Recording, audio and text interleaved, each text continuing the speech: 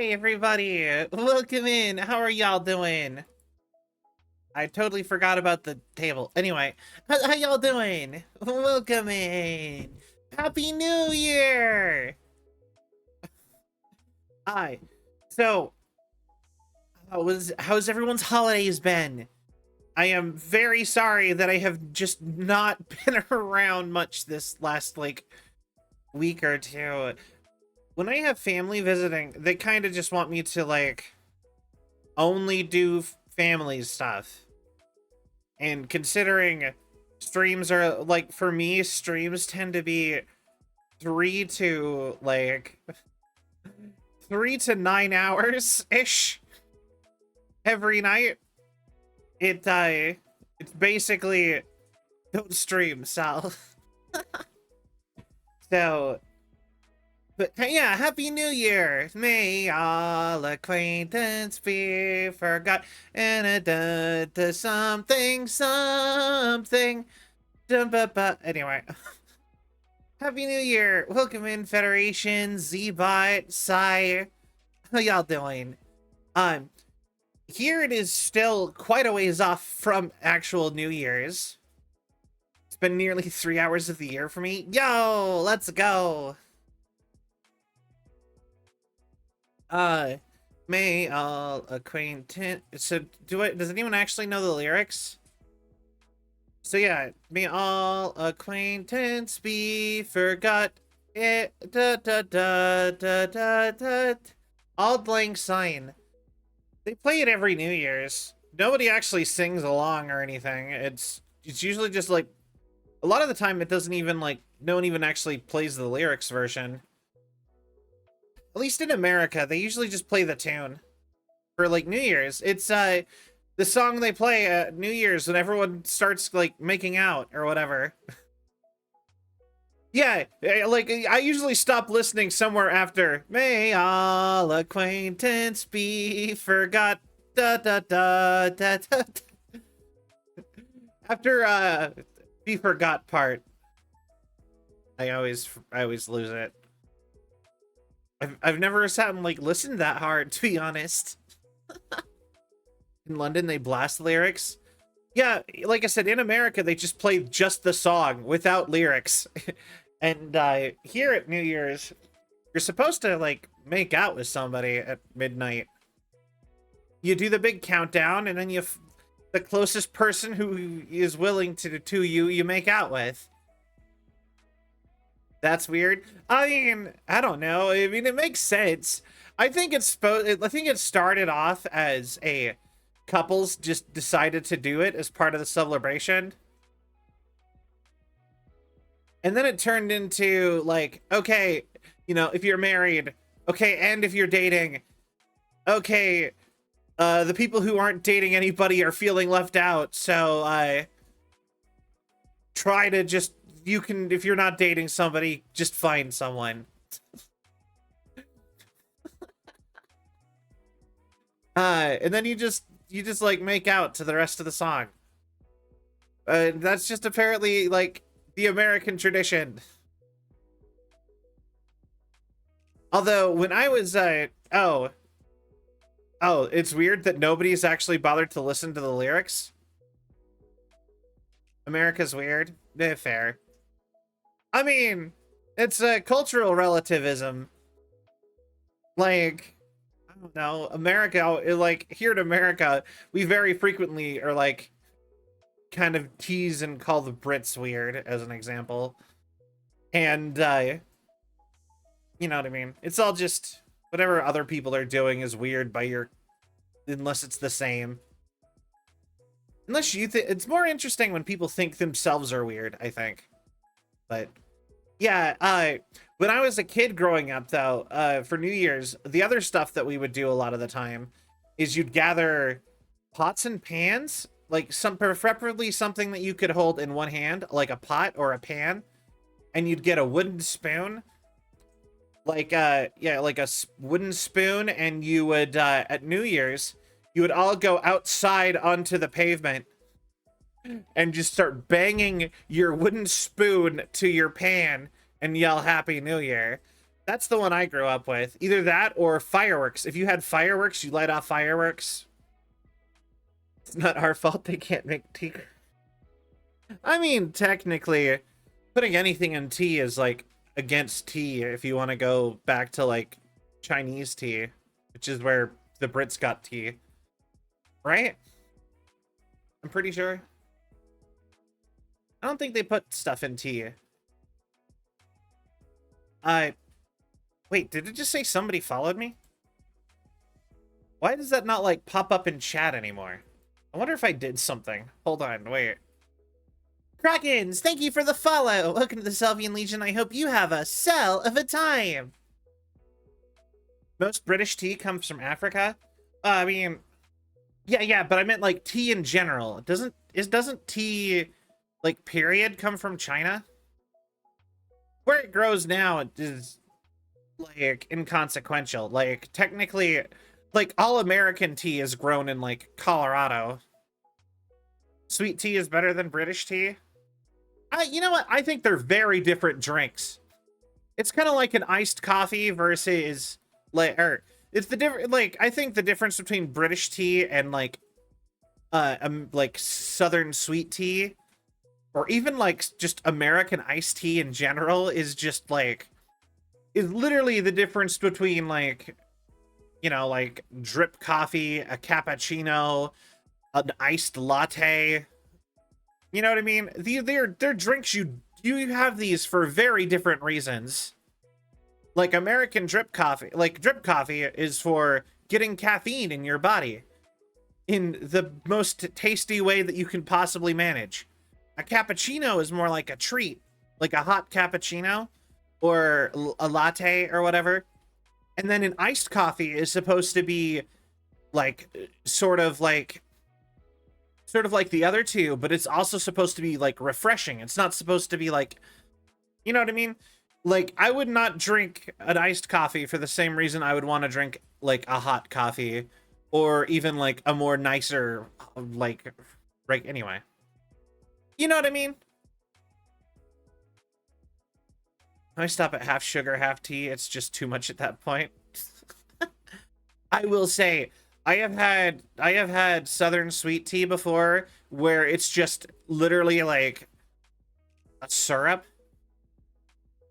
Like you basically made a tea simple syrup, and I'm like,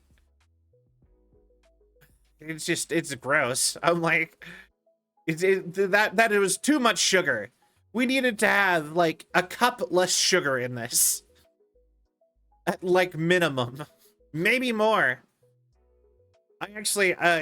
Although personally I like iced tea out of a can, like especially canned iced tea. I'm a huge fan of canned iced tea. And I'm also a big fan of, like, weirdly enough, like hot plain green tea. I like that without anything in it. And I've recently started actually making British tea with the cream and sugar, and I'm quite fond of that as well.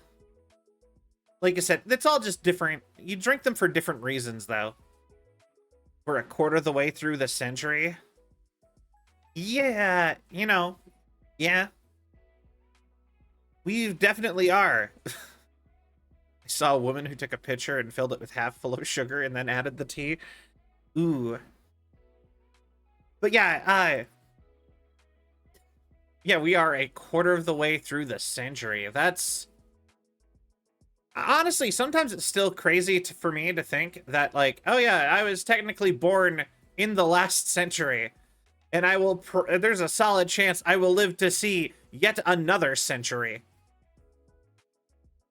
Something about that weirds me out as a concept, because I was born so close to the end of the last century, basically at it. Yeah, born in the last millennium too, but I'm not going to see another millennium. Just the fact that my lifespan is probably going to be over 3 centuries technically. It's going to be contained 3 centuries is more than what I was thinking was funny. Like, just entertaining. But like, yeah, no, I was born. You just get old, and you're just like, I was born 300 years ago. You were born in 1900? No. In the late 1990s. We rounded. Anyway, or 3 centuries ago, or anyway, whatever. Anyway, I just think that that's funny. But yeah, unless we invent immortality by then. I mean, they say that we're not that far off from that. I'm tired, Grandpa. I feel that. I relate to that meme. But yeah. Boy. I had a thing. I was just about to say it. Oh, so cool things for next year, though. There is a bunch of really cool things that are actually happening next year that I'm looking forward to. Next year, we are launching the first, like, this is a real thing. Next year, we are launching the first ever, we're launching the first piece of the moon base, of the Artemis Project moon base. So we are going to have a permanent facility on the moon this year. And I am really excited for that, because every 5 years they're going to launch a new piece to this base, and it's going to sit and expand. And their goal is by 2050, they want it to be able to start self-expanding with stuff on the moon. So then we'll have a city on the moon. Once it can build on itself and we don't have to launch every single building from Earth to the facility, then it's gonna be a city really quickly, and people will be living on the moon. Thank you for the posture check, in the stretch, in the hydrate. I will do those things. Isn't that cool? I don't have a lot of other, like, cool things to look forward to this year, really, but I think that's cool. Why would we want to live on the moon? Because it's easier to start, like, trying to go put people on Mars and stuff from the moon than it is from Earth. Because we have all that atmosphere that's really hard to get through. I haven't hydrated yet. Hold on.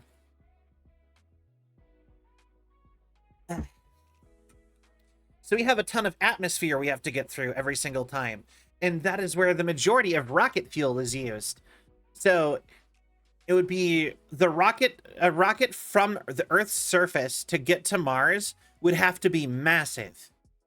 And basically there'd be no way to have enough fuel from a rocket on Earth that would get you to both Mars and back. So if we sent somebody to Mars right now, they would die on Mars. Even if we figured it out.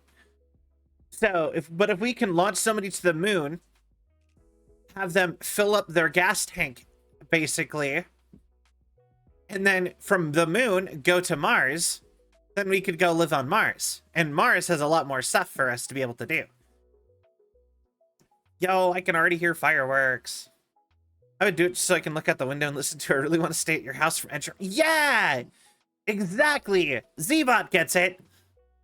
I don't think I would want to live on the moon. I think, like, permanently. But I would love to, like, go vacation on the moon or something.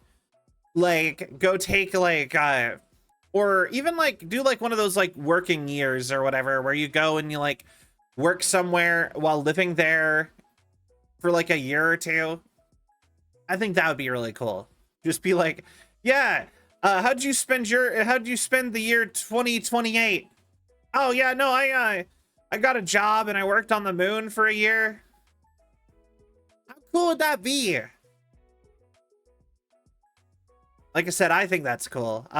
Just things to look forward to.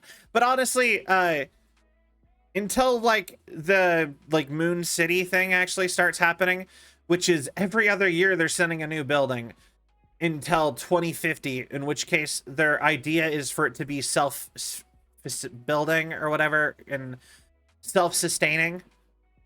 then so it's going to be basically the International Space Station, but on the moon instead of free floating in space. That's basically what it's going to be. We need Las Vegas on the moon. Isn't that the plot of what's that movie? Dad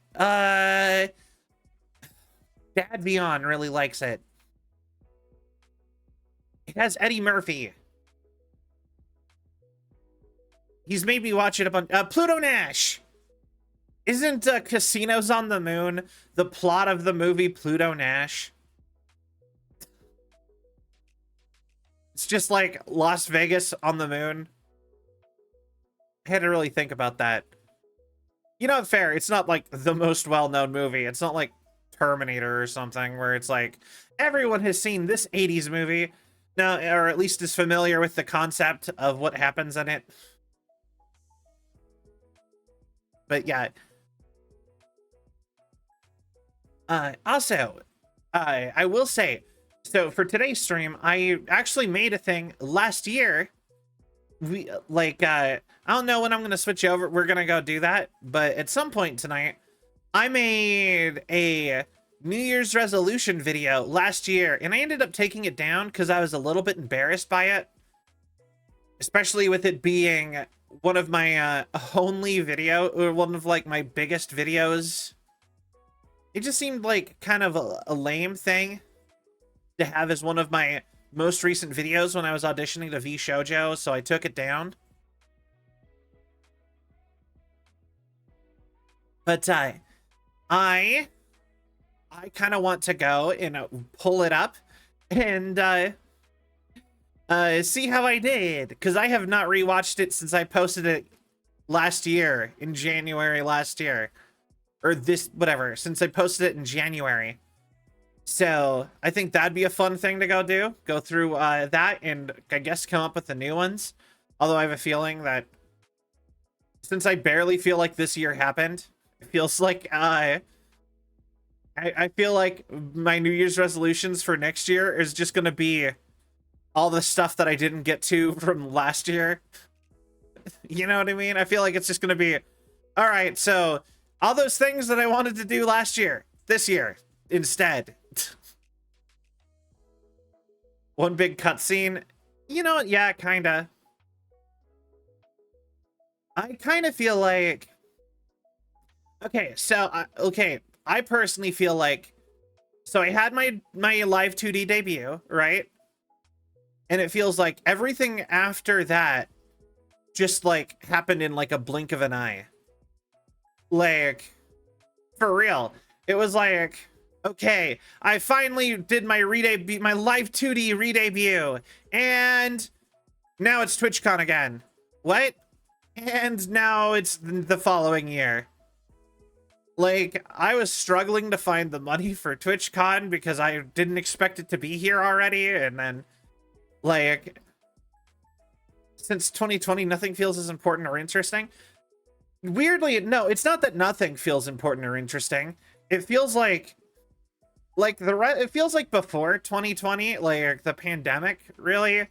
It feels like important things were spread out, in like the time between the important things felt longer. They felt like more, you know what I mean? They felt like there was more stuff in between. And now it feels like everything that is not those important moments in a year just didn't happen now, which is different than what it was before. You know what I mean? Yet somehow there is like something horrible or insignificant or important every single day. It feels like every other day. It's like something new is like, oh, now blah, blah, blah is happening. And this thing is you know what I mean? I feel that. But, yeah. But yeah, so, but the live 2D debut was a big thing this year, I think. I think that was my really big significant moment this year that I did. I got an editor with Federation, which is basically I just stole Sill's editor to also edit for me. um, let's see. Nice. Yeah. What else happened? I went to TwitchCon and I met Novell. Oh, we started the talk show. So I had an idea for, I've been wanting to do the talk show for like over a year now. And I finally got the talk show ready enough to just do. The funny part is like I realized that the big holdup for the talk show is always that was genuinely just that it was basically nonsense. Like the thing that I was holding up was I wanted music, and then I'm sorry. I wanted music, and then I had like a weird hiccup thing. I'm sorry. I wanted music for the background, and then and it took forever, months of me trying to figure out how to save up money for getting the music so I could just do the background or to just do the talk show.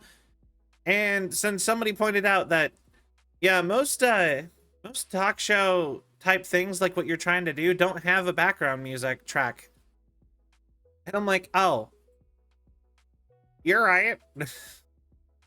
So then I just started the talk show. Anyway. So that's kind of funny. I am a little bit bummed out that we only got one episode out in an entire year, where starting the talk show was my like big goal. So something about that kind of feels a little bit eh. I feel like talk shows should have background music. Well, thank you. I appreciate it. Ours does, because no, like that's how I discovered that. People told me that after I'd already got the music.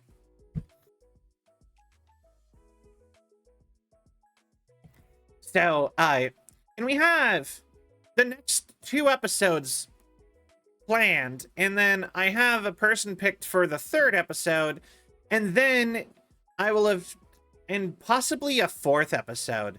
But then once we get to there, then it's free for all, because I wanted to make sure I put my friends as the first people while I tested, in case it's like a pain to figure out all the details for how I'm going to do everything.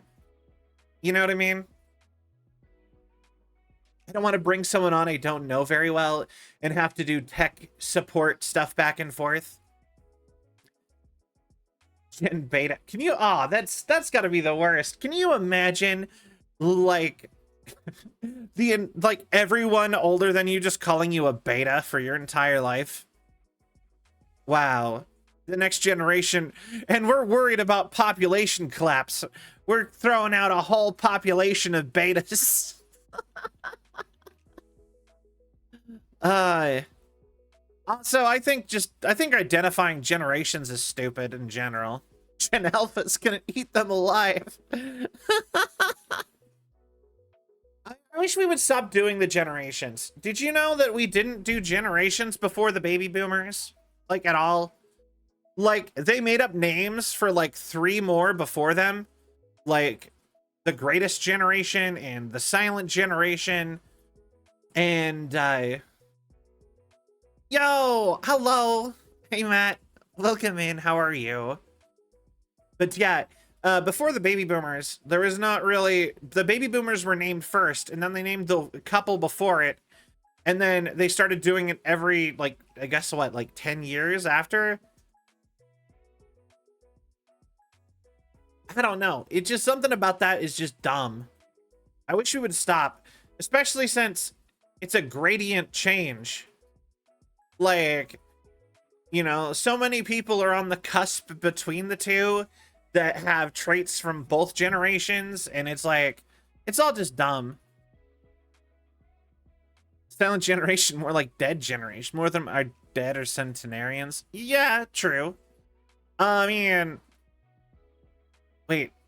Yeah. No, I think Greatest Generation still has quite a few people alive, but they're all, like, retired old, like, in homes.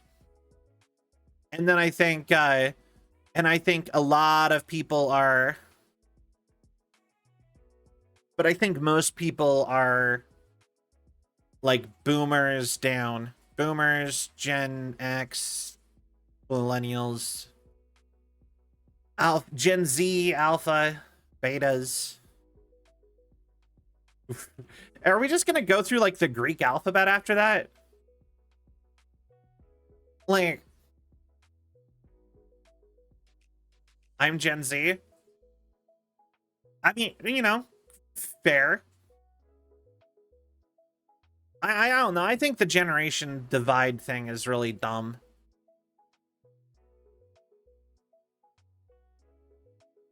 Yeah, Generation Sigma. Yeah, you know what? That's when the economy is finally gonna get better. We gotta get back on that that Sigma grind set. God, I hate that. Or Gen Omega. Oh no.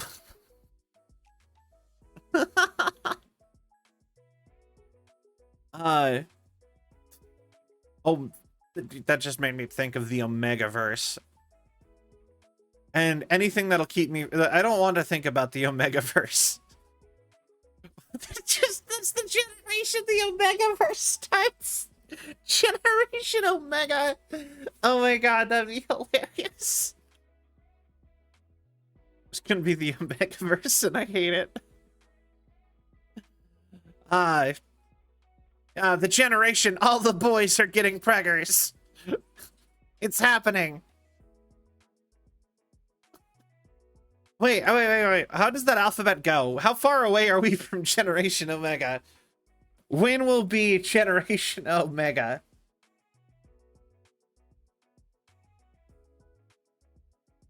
Hair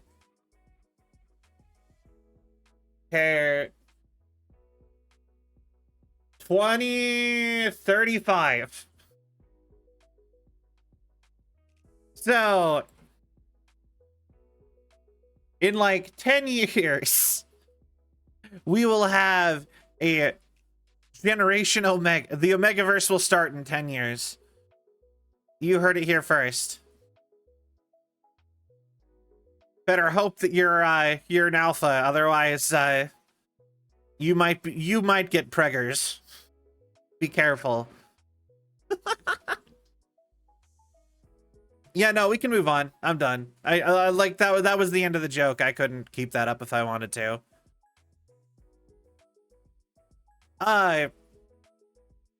Yeah, but yeah. So, anyways, we're gonna go through.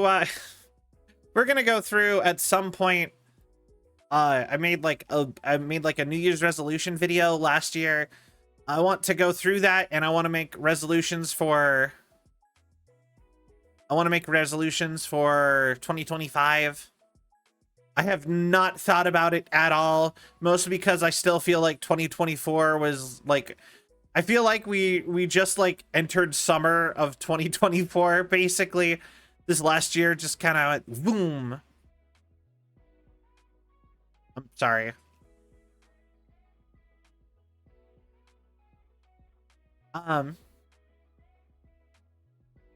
But yeah, so I want to go over the resolutions, and then I don't know.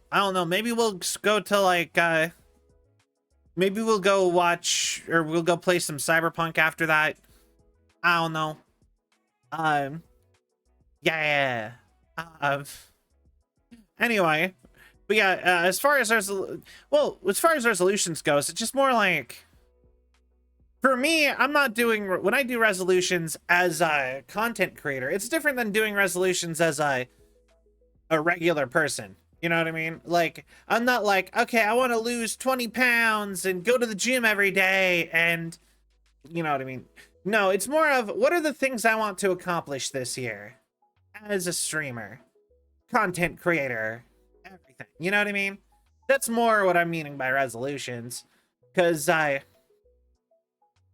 you know what I mean? Sometimes you set goals for yourself and you don't, and you like, you know what I mean? Having them as, I don't know. I like having the goals kind of public, and my resolution is to get good at what?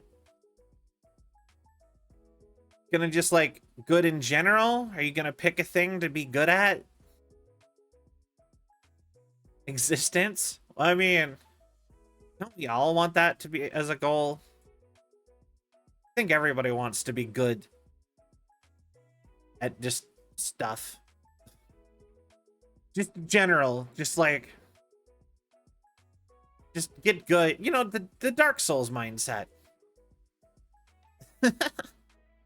All right, do I actually have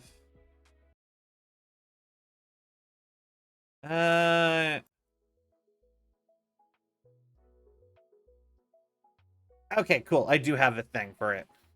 But yeah, so let's see here.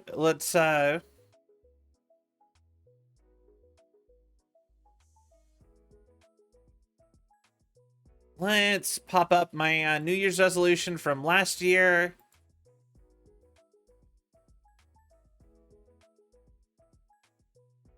Perfect. Get good or die trying is my resolution. You know what? Fair. Okay.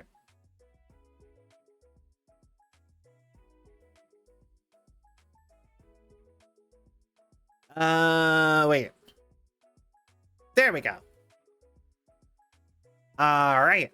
Let's watch, let's see what 2024 Cell thought we were going to accomplish this year. I need to move something else real quick. Yeah, that is my old model.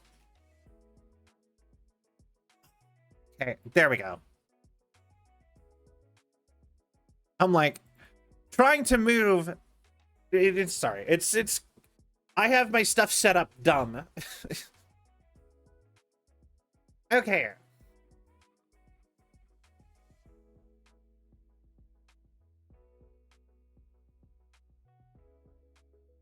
But yeah, no, this is me when I was a Vroid.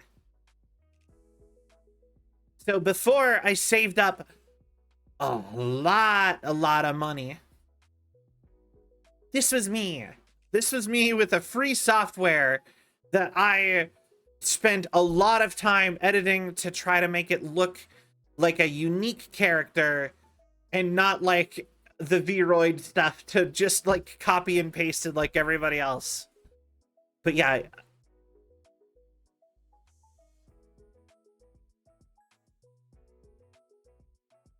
Also, just other side note, in hindsight, I think it was a little bit cringe to wear my own merch on stream as my like default outfit all the time.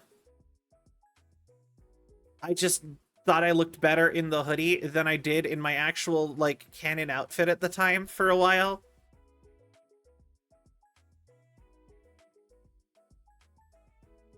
She was beautiful. Well, thank you, I guess.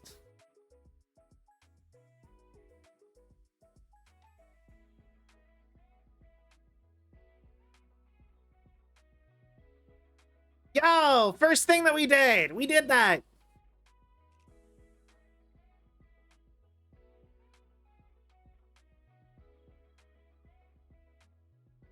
Did not do that.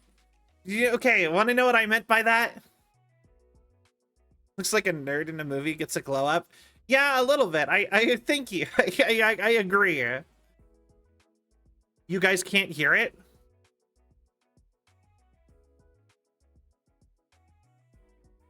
Okay, give me 2 seconds and I will fix that.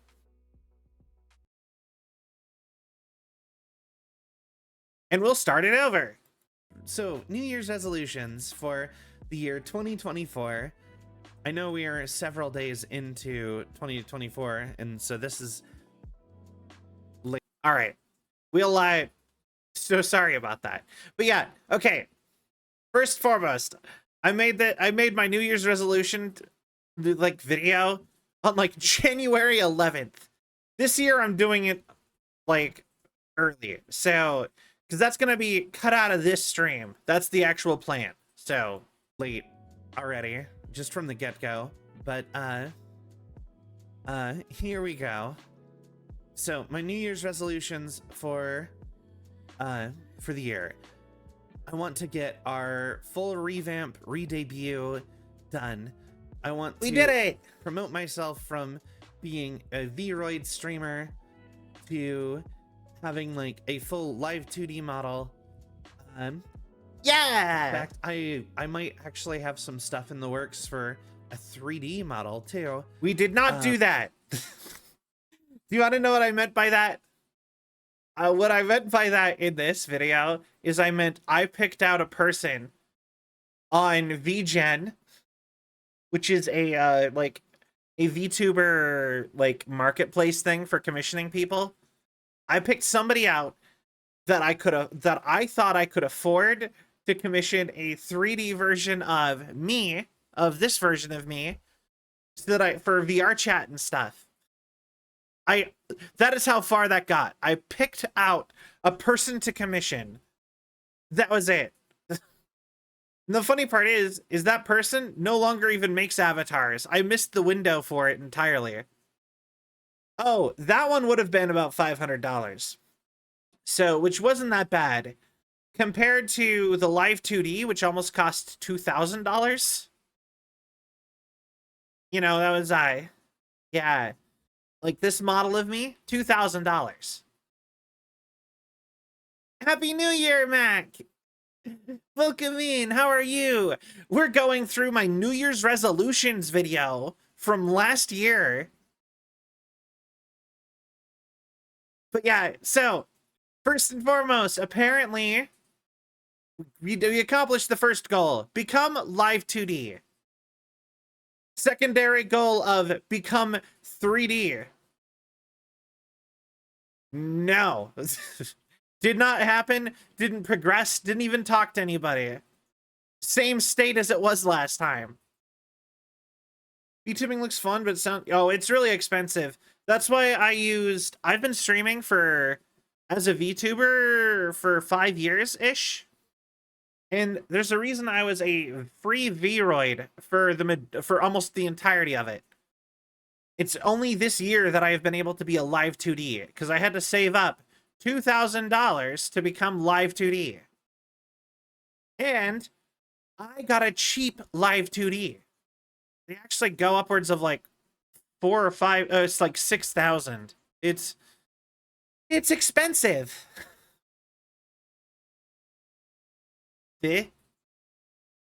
Okay. But yeah, no, it's really expensive. This was cheap? Yeah. Believe it or not, like, as far as, if you wanted cheaper than what I got for, like, technically, I'm rounding up to get $2,000 for the record. It's like 1,700 US dollars.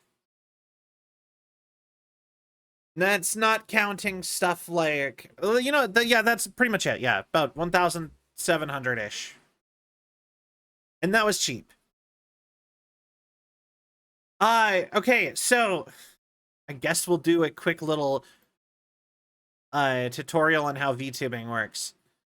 You see, I'm not a 3D model. This is 2D. And to make 2D look and be able to react to and like animate like this, you need to be able to draw all these shapes and have them built into a thing. A lot of the time, these are all... Okay, a good way to put it is... Every single bit of color and detail and shadow needs to be separate. They're all separate layers on an art, okay?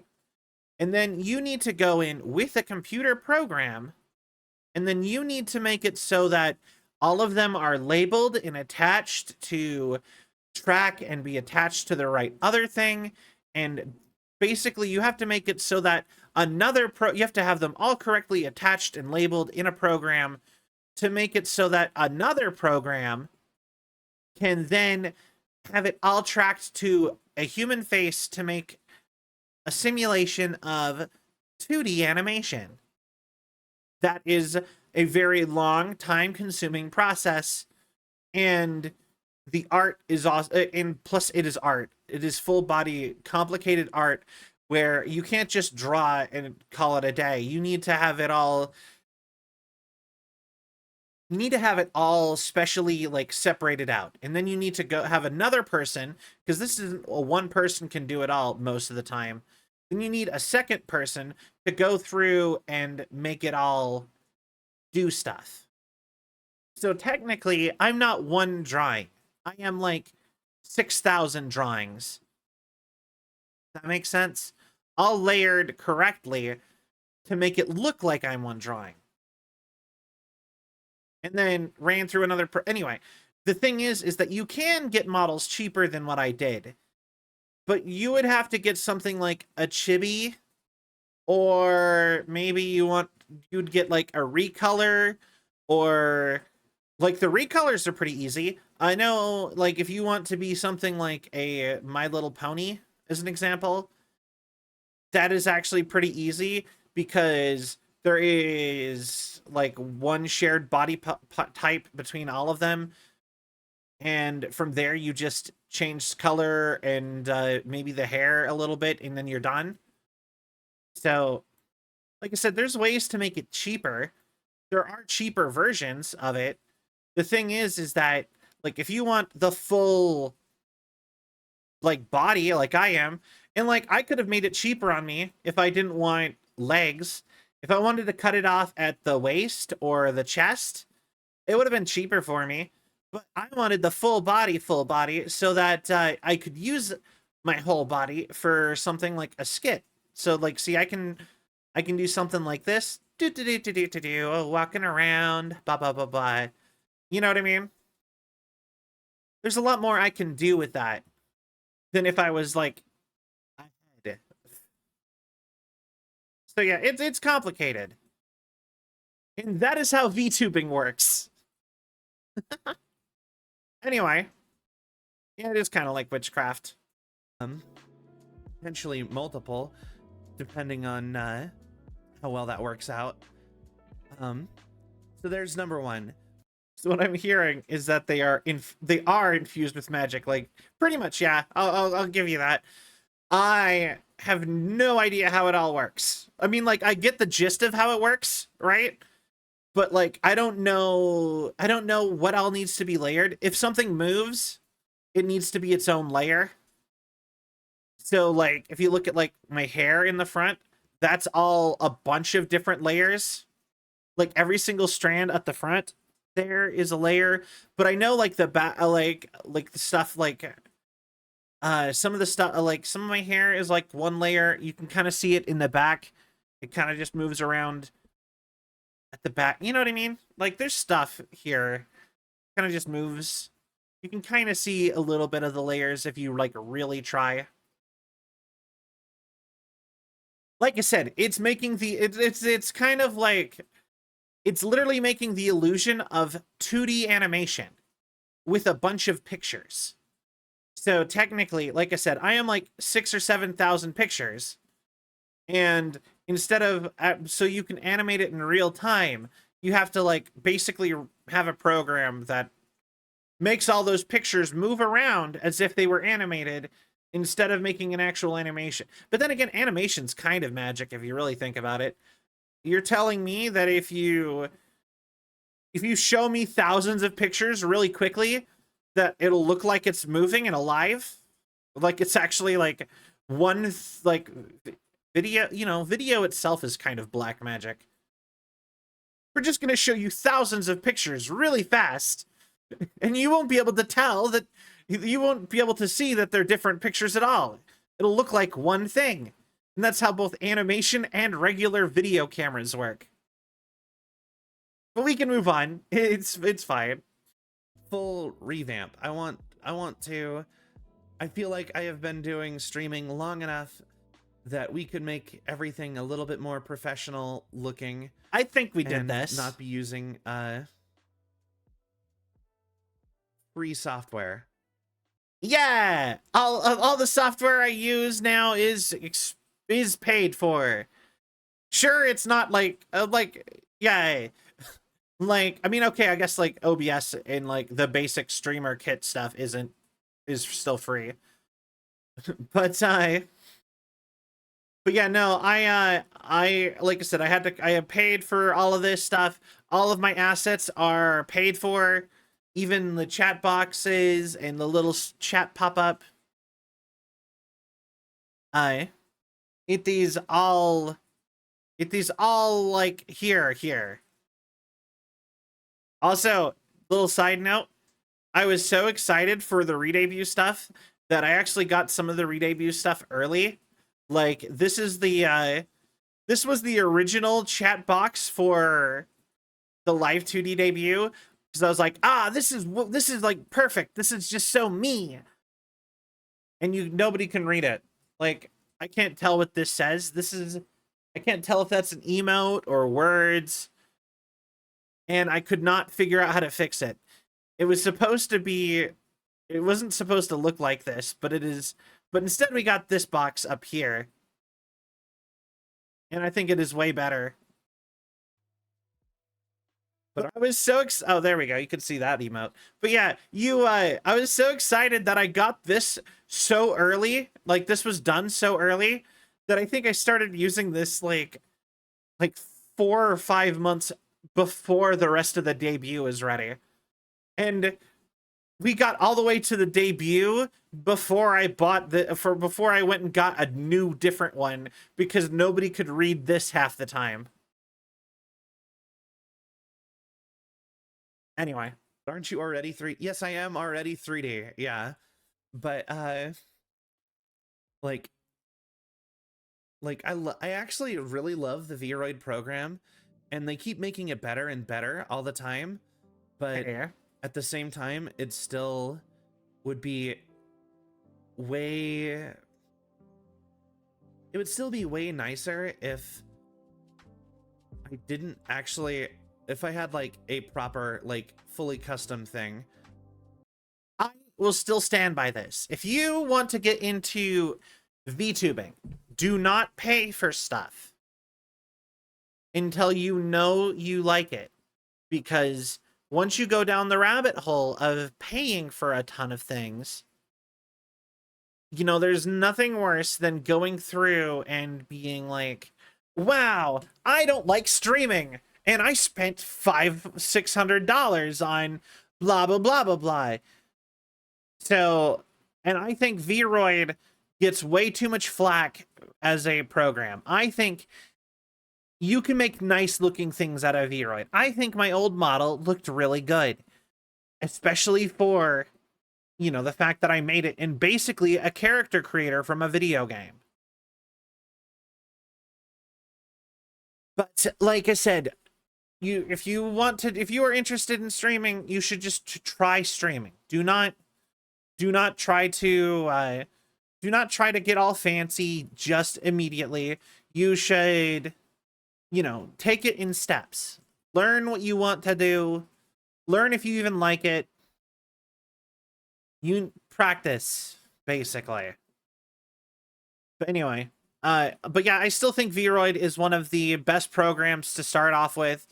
Get a Vroid, get VC Face, both of those programs free. Make a character, put the tracking on, and just go for it. Go try some streams out. See if you like trying to manipulate your character to do stuff, because I'm not even that good at that. Like, most of the time, I don't sit and like react or do like expressions, or I don't think I really optimize how I move around even. Like, you look at some people and they're like doing crazy stuff with a live 2D model, and I don't do that. Like, even Syl is like way more expressive than me. And I think part of that is just because I personally am not that expressive of a person. I don't move around a lot. I'm very straight-faced a lot of the time. In fact, I've been told I have a little bit of the resting bitch face. IRL, just a little bit of it. Where I just look like I either look like zoned out or like I'm angry sometimes. So, but yeah, like I said, if you want to do VTubing, I suggest starting with a Vroid or a PNG tuber if you want to pay for art, if you have like a character in mind, a PNG tuber is also a pretty solid choice. You just need 2 pictures of your character. And you're done. You're good. And then you just have it switch between the 2 pictures as you talk. That's what a PNG tuber is. Pretty easy. You can even do it with GIFs if you want it to be a little bit more interesting.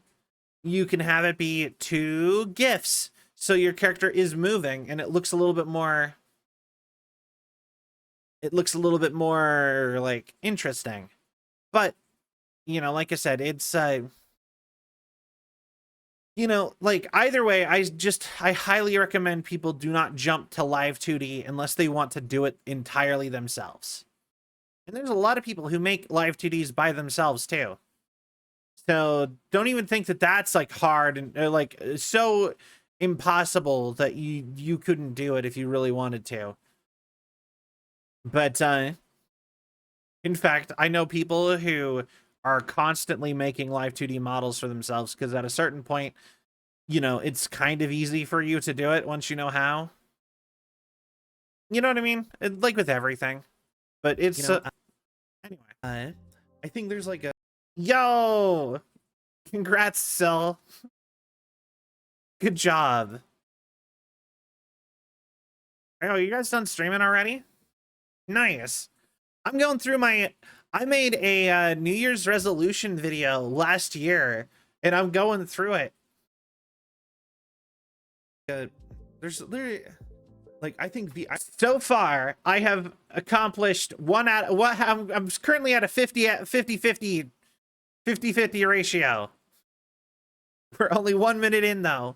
Jarvis, find his IP address.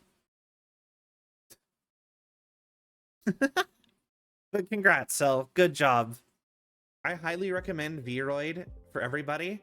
I say Vroid or PNG, depending on your budget. I literally just said this. And we can talk about that we can make a video about that probably at some point. That might be fun. Wow, there's something I didn't do. I was gonna make an introduction to being a VTuber video.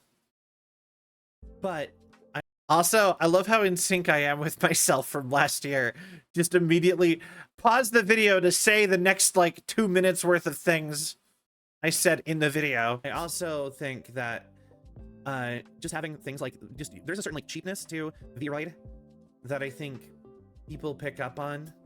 Pretty much, yeah. So, and I just think it's better to... I will say that is the one downside to Vroid. People can look at this and see that it's cheap. Like, there's certain things like the jawline and the head shape are always the same in Vroid no matter what you do. And that's across both male and female. And you're just stuck with that. And also there's another thing, like if you want to do 3D and like VR chat, the hips are too close together and it'll clip constantly and your legs will be messed up constantly. Delegated, hello. Look at me. But yeah, like I said, Vroid has like cheapness to it. If you've been going for a little while to try to get up a little bit, you know, the candy wrapper effect. Yeah. Oh hey, it's Syl again. Past Syl.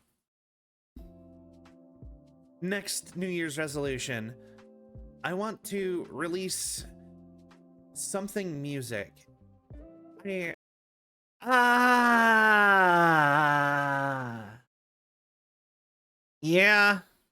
So this cell was taking a singing and voice class at this time. And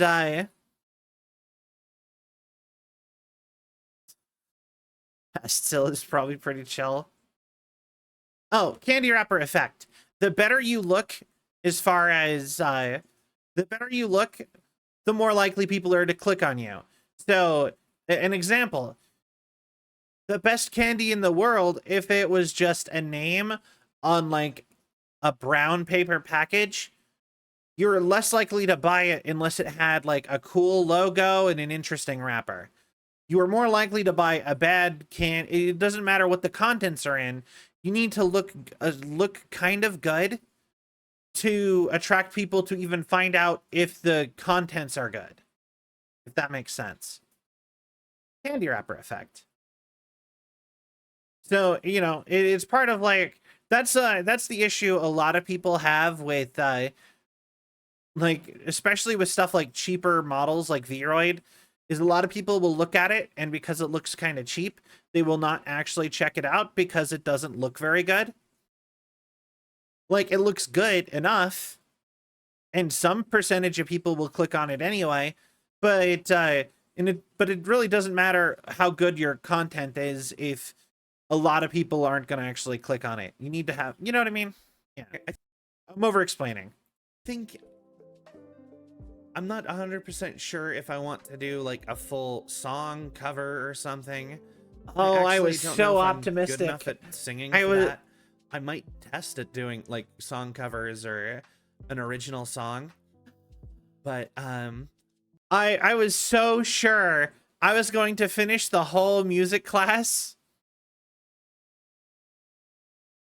I was so positive I was going to finish my music class and I was going to be like, yeah, and now we're going to do covers. I have a whole playlist on my Spotify of songs I wanted to do covers of. And like I was talking all over about like wanting to try to release a cover because like this cell had a full-time job and was taking, like I said, a singing class, and I was so sure I was gonna get through that, and I was gonna start like, boy, that didn't work out. Like I quit the singing class forever, and I haven't had money to invest in. And I quit the singing class because my teacher ghosted me after like the second or third class. They just stopped showing up. And when they stopped showing up, then what am I supposed to do? I got my money back and said I would try again with a different teacher next time. And then I just never did. And then I was unemployed for most of the year. Not gonna lie, I would have clicked on old Sal. Aw, thank you. I appreciate that. and so that is like on the potential whatevers, like that could happen. But all right, so now the we're much bigger thing is one I of think three. I for sure want to get background music commissioned and able for you guys to listen or for me to use, so I don't have to sit and worry about having any sort of like copyright issues or any. And guess what?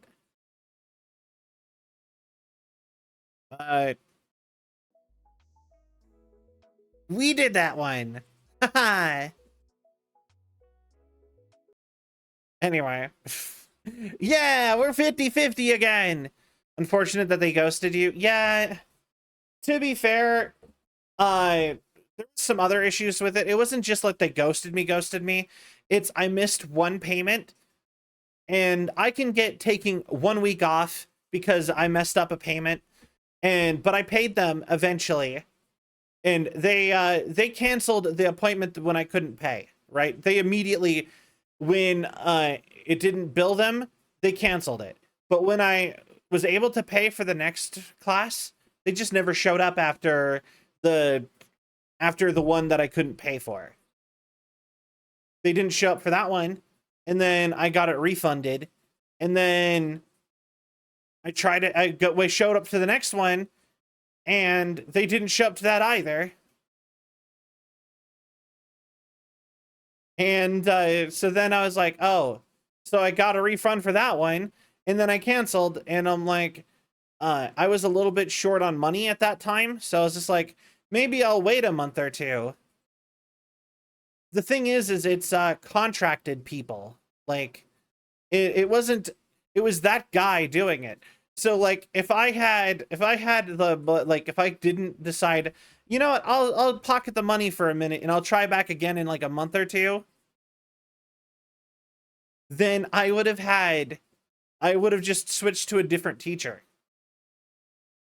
but it took me like a month to get all that figured out. It was like a whole thing.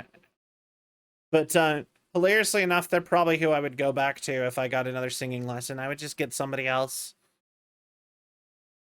Anything. And actually, I will say they 100% weren't scummy because every single time they gave me my money back happily and apologized, and it was like a whole thing. I wouldn't actually diss on that music company, on that singing class company. And it's just like, this is mine. And but yeah, we got background music. We did it. It's on. I know how to get it set up so it can be on Spotify and stuff, so you guys can listen to it. I did that too. And, that is something I want to do. I want to get some music. Oh, okay, right there. I was gonna say, so this is something I didn't do. I did not go and put the background music that I commissioned publicly available on Spotify for you all to listen to if you wanted. That was something I really wanted to do, but I did not actually figure that out.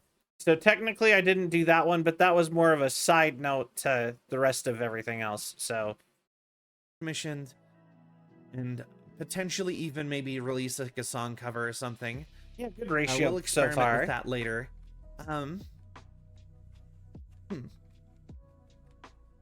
Lola, welcome in. I should talk to Lola. I haven't talked to her in a while. All right. Yo, D&D. Next New Year's resolution. Awesome. I want to have more videos on YouTube and or TikTok across the board. I want to just have more stuff getting made. Did I do that one? Like, I got an editor now. Wait. Give me like 2 seconds.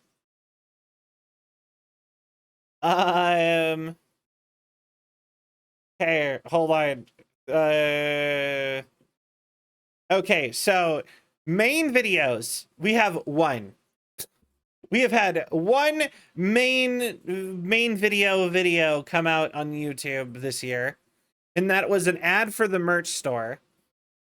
And then before that, we've got wee woo. Hold on. Wait, why am I doing it this way? YouTube Studio. Why am I playing videos? Give me 2 seconds. Okay, short. We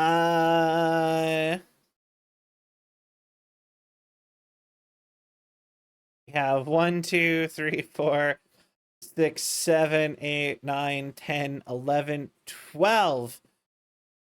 13 if you count the one video on the main channel. So we had 13 videos, including shorts, come out in the year of 2024 versus 2023 with 1, 2, 3, 4, 5, 6, 7, 8, 9, or wait, hold on, I lost count. 2, 3, 4, 5, 6, 7, 8, 9, 10, 11, 12, 13, 14, 15, 16, 17. Uh-oh.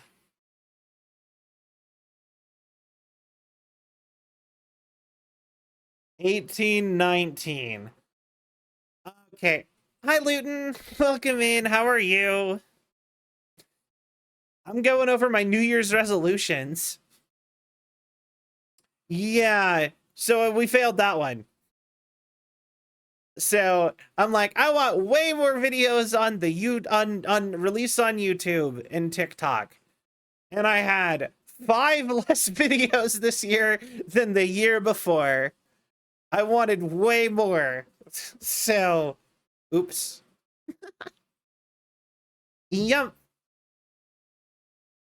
So, yeah, today we're doing for New Year's, you know, more stuff coming out. All right.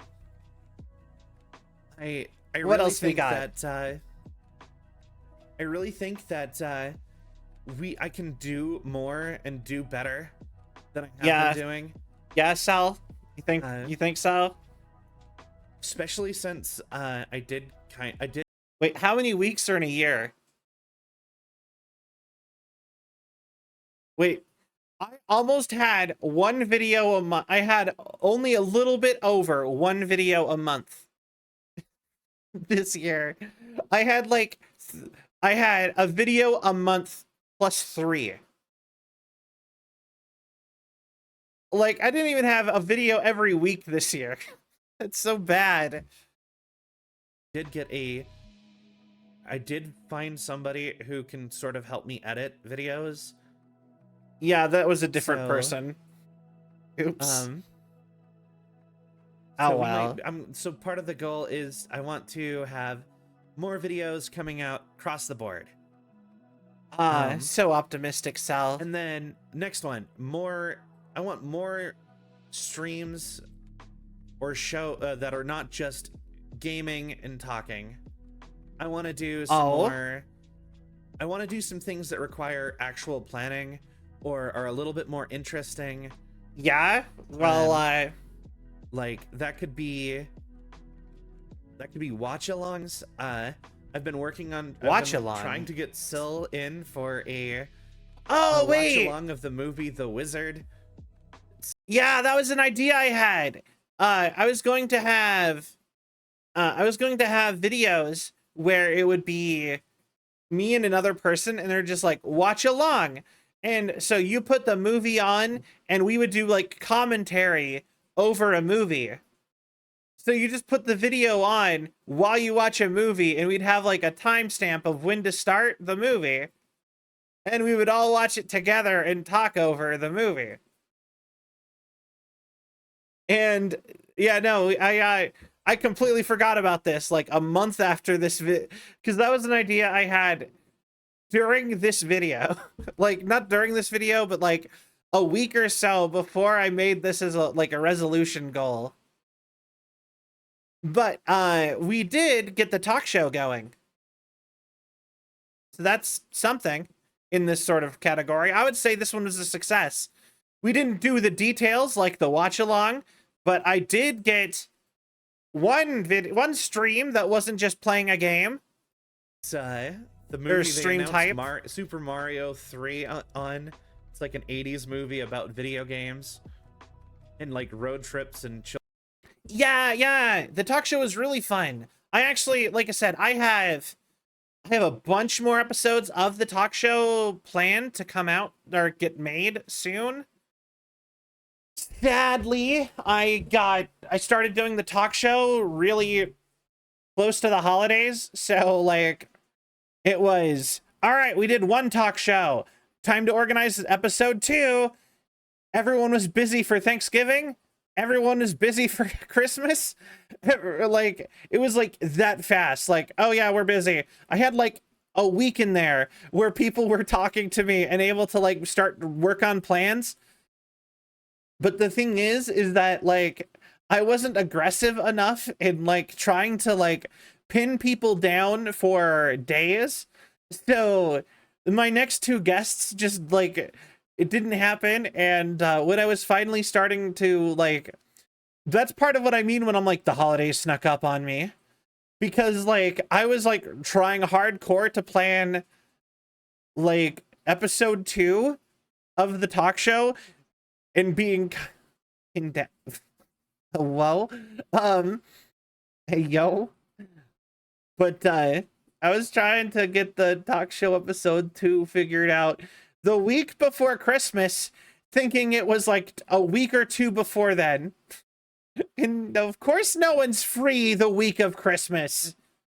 I wasn't even free the week of Christmas. But yeah, so yeah, talk show will be sometime early January. You know what? All right, Luton. I'll hit you up. You can be I already promised people 3 and 4. But I haven't actually talked to guest 5 yet of the people who I have planned. And actually, you were in the ballpark for. You were actually on my short list of people to ask for spot 6, so I can technically move you up. You can be one of my next ones. Never done a just chatting before. I'd surely fail you. Don't worry about it. I will.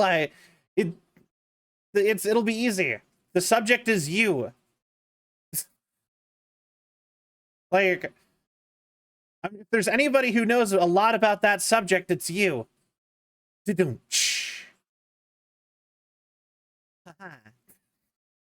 Anyway, unbelievably boring. I've done nothing.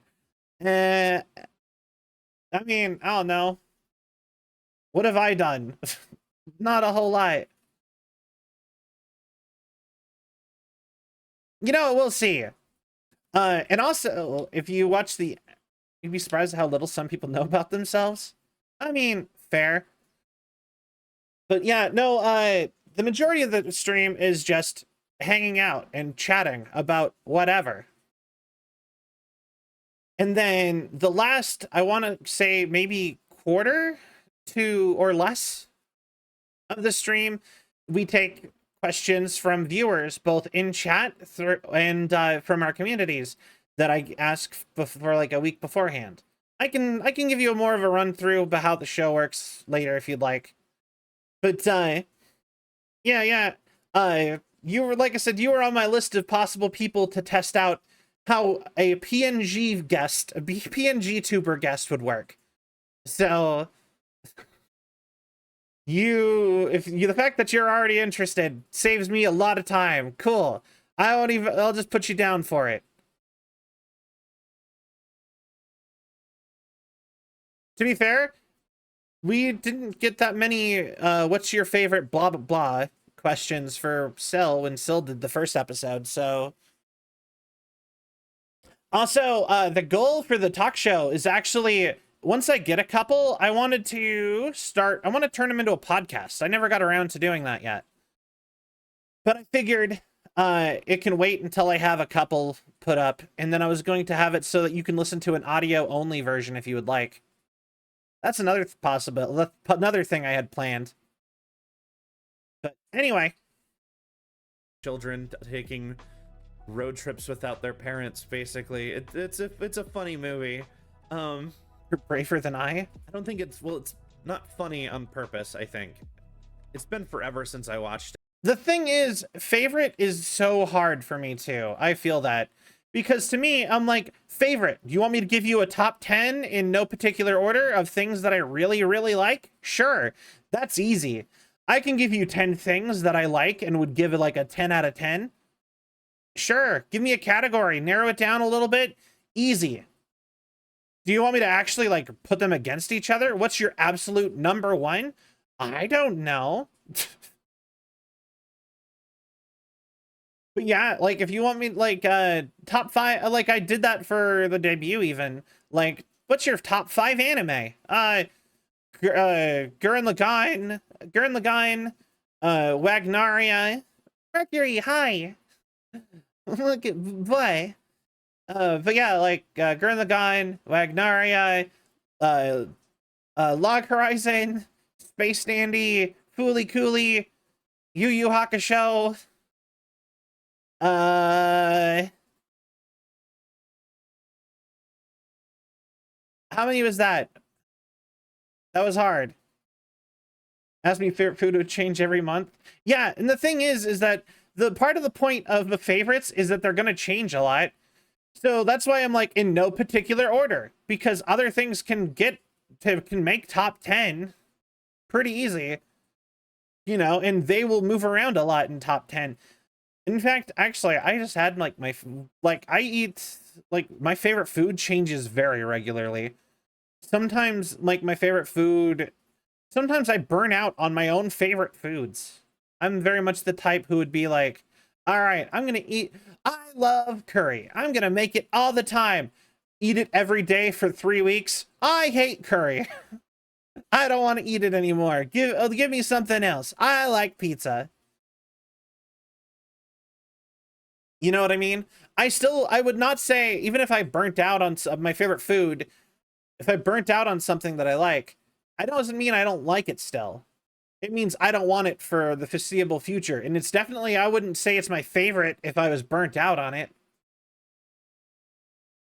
You know what I mean? I get that how that's hard. But I remember it's anyway, we're gonna move on. I've been trying to get Syl in for that. She agreed, she just didn't agree on when. Hi. Also, Syl. If Syl is here, she acted like I blindsided her with the talk show. She agreed to it. And she was like, I did? And I'm like, oh yeah, you did. You know, you totally agreed to being on the talk show. And right there, I just caught her in 4K or whatever quality video this. What is the quality? In 720p. I caught her live in 720p, having agreed to be in the talk show almost a whole year earlier than when it actually finally got recorded. So hi. Told her she agreed to it. Yeah, she's just like, sure, I'll do that. Oh, when do you want to do that? Cell has been unsuccessful so far in getting me for it. Yeah. So I mean, you're just like, sure, I'll do that. And then I'm like, great, when do you want to do that? I don't know. You want to do it this week? No response. Oh. You know what? Yeah, that week? was... I can't next week. Oh. Yeah. At some point, it will happen, though. She did say yes to it happening, period. It Just only... not when. So... It only took we'll have 10 a watch along at months some point. from this moment. 10, 11 months. But yeah, and then I actually have... I have ideas for some special versions of streams. I kind of want to do a show like I actually at least it happened. I might do like you know, I should just say it. I have an idea for I kind of want to do a game show and invite people on for a game show. I kind of want to... Funny thing about the game show, I did a bunch of work on that, and I still couldn't settle on how the game show would work.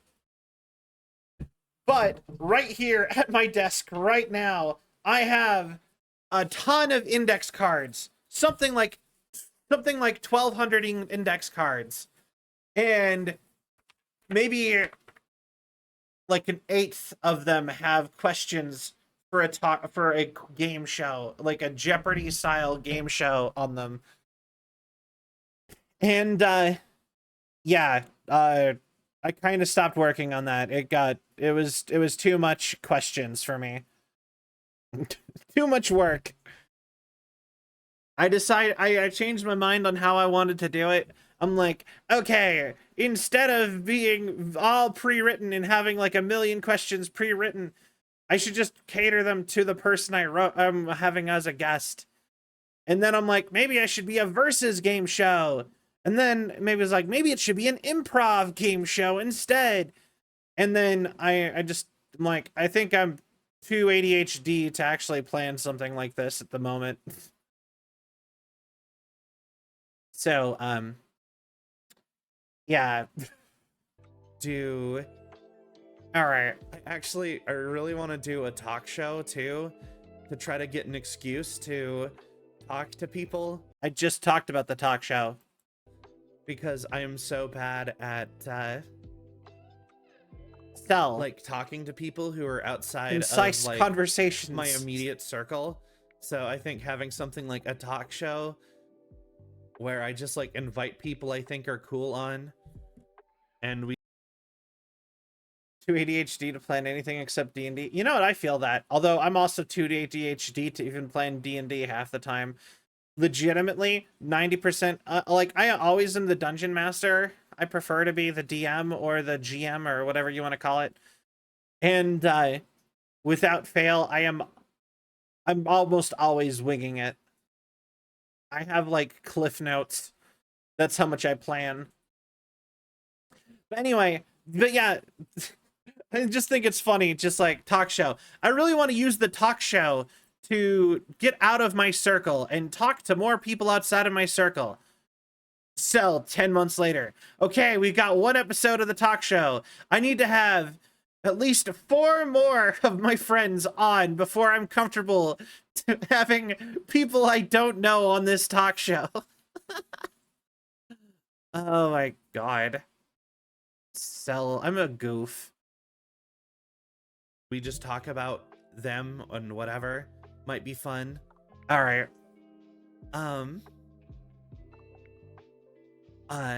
Yeah. Now, Lot this of is a goal us. that, okay, so but anyway, like, and then I have some ideas for some themed streams and some other stuff. It's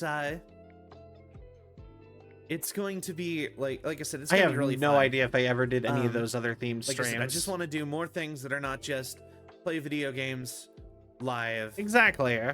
Be a little more creative. Do a little bit more. I did not. I proceeded to play just right, games then, on stream for the next 10 months until I want to- November. all right, and next goal, I want to have some sort of lore video come out this year. This is a goal I that am I'm so okay with sad. not actually getting to. I think so far everything else is more realistic than this one. It was my throwaway. But I want to try to figure out a way to get some sort of lore video. I've not out, worked on this at all. because I wrote a bunch of stuff. I mean, I worked on the I lore. keep coming across things happening where you guys are like surprised that there's lore or didn't know that there was lore. I also keep getting people not getting like the character concept before. Like, I've had people ask if I'm a ghost, which I am definitely not a ghost. Hilariously enough, I have stopped getting people thinking I'm a ghost. So, in fact, people don't assume I'm anything anymore. When I was that model, everyone was always like, "You're a ghost. You're like a crystal person. You're a plant lady," and I'm like, "No, I'm a robot." Robots can look like I'm an android. You know, I can. The androids look like people. And everyone's just like, "Oh, okay." Like I was crazy. And now, no one ever seems that confused. Crystal person like a gem from Steven Universe? Yeah. Actually, I think it's because this anime called Land of the Lustrous came out, and the main character looked a lot like me. Maybe I'll pull it up. Hold on. Land of the Lustrous. Good picture.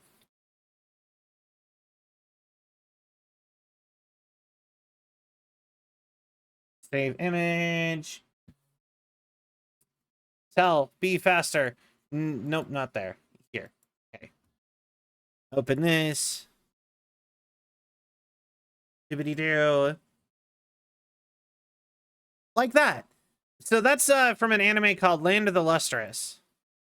And essentially, they're all crystal people. They're all made out of crystal. And it's like a whole thing. It's kind of like Steven Universe, yeah, but it's anime. And I think the fact that I looked so much like that character made a lot of people think that I was trying to be like an anime OC Sona from that show or something, which wasn't what I was going for at all. But, you know, it happens. So, anyway, not really upset about that. It's just, that's just the way that happened. Yeah, I don't know the character's name. I never actually got around to watching Land of the Lustrous. It's been on my watch list ever since people started telling me I look like the character. But, yeah, like I said, nobody got my character concept right before, like, the entirety, for the entirety of, like, 2024, or 2023, 2022, 2021, 2020, all of those, every single year, everyone had my character concept entirely wrong. Everyone always thought I was something else. So, but this year, like I said, nobody's been guessing incorrectly, but also I haven't had people guessing. People are just like, oh, hey, Sal. You know what I mean? Like her name is Fos. That's interesting. Anyway, so that is a thing I want to work on. Phosphorite. Oh, interesting. I But want yeah. to do more collabs with people I don't know as well. This is I failed that one too. Dang it. Hold on. Oh, wait, how many goals are we at that I succeeded at?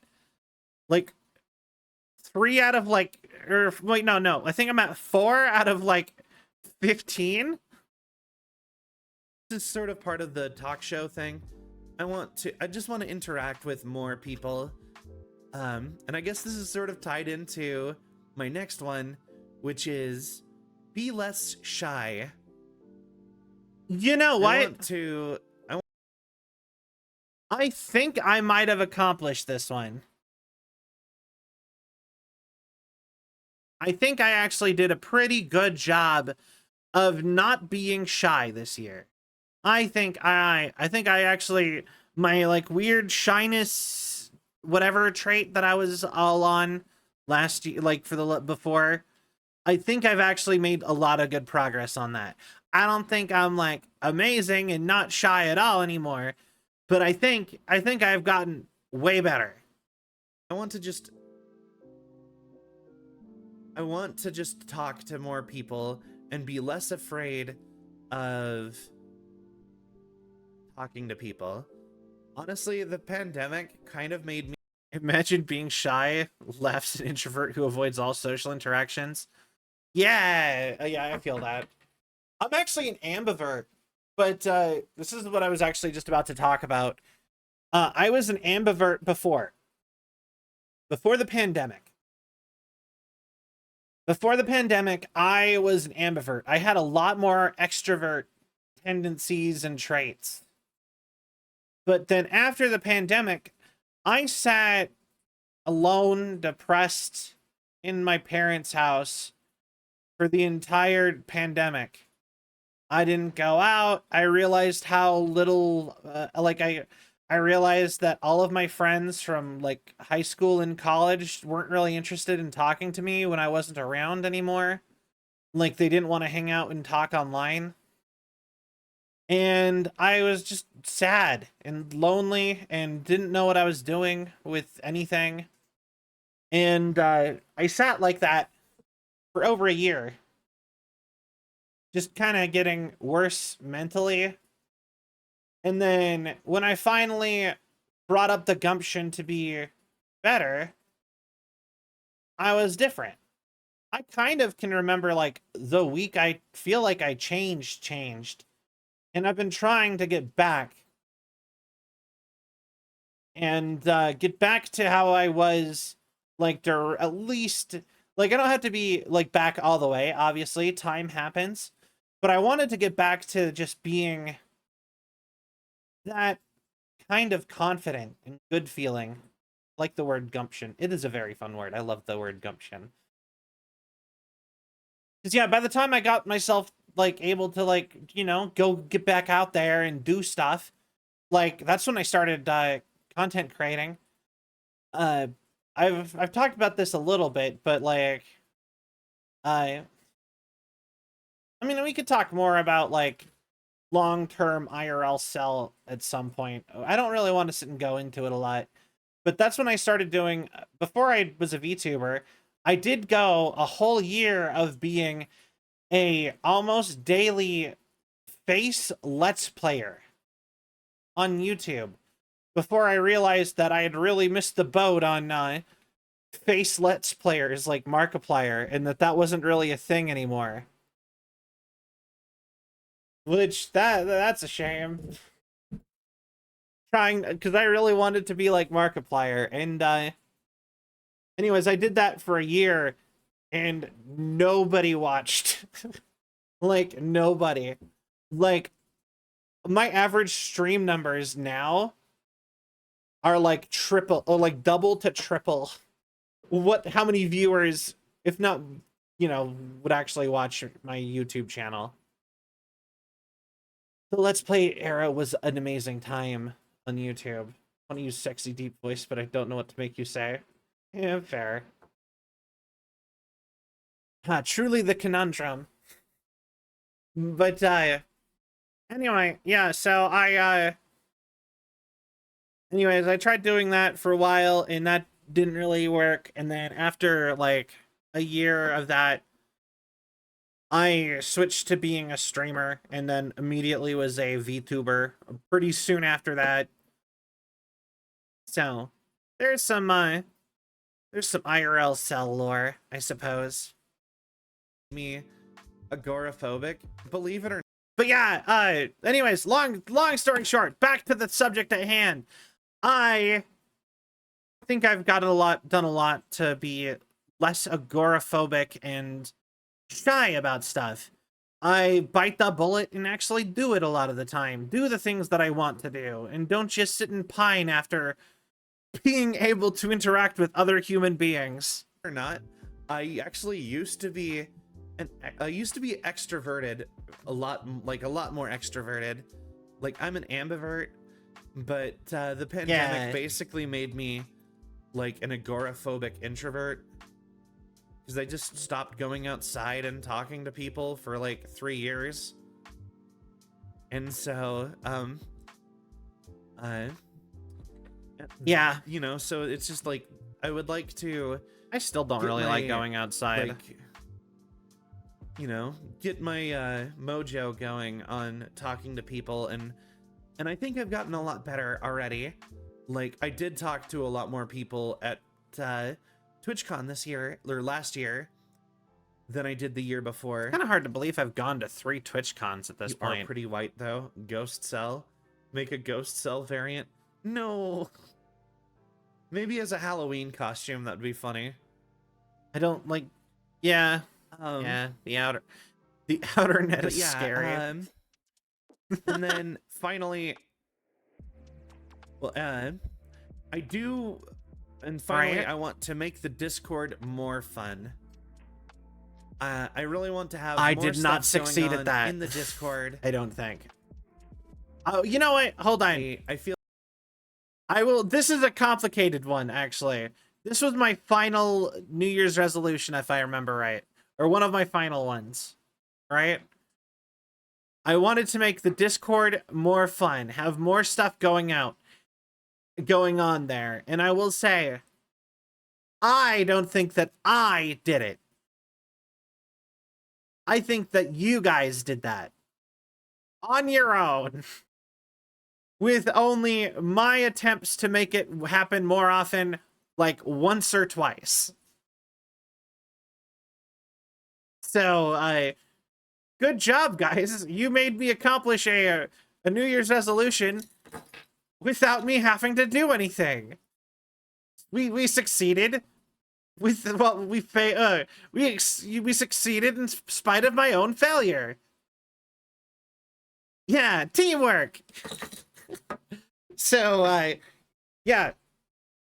More stuff happened in the Discord this year entirely without me doing anything, really. I feel like I don't really utilize the Discord very well. It's sort of just a place for news updates. I really appreciate everybody has started actually posting more memes and stuff, but I would like to but I think I personally should try to make sure more things are just happening there in general. Maybe try to arrange like a movie night or some other sort of. Yeah, I think that's a very common streamer issue. Like, I don't know how to make the Discord more worth it to people. With like, the Discord is really valuable, but at the same time, I don't know how to make it more valuable to people without having to put in a ton of work, which, you know what I mean? I have way better things to put my effort into, honestly. I've thought about, like, trying to get, like, a community manager type of person. It wouldn't be paid, but just, like, somebody who could be, like, in charge of, like, making sure that stuff like community nights happen, whether or not I'm actually free to do it or not.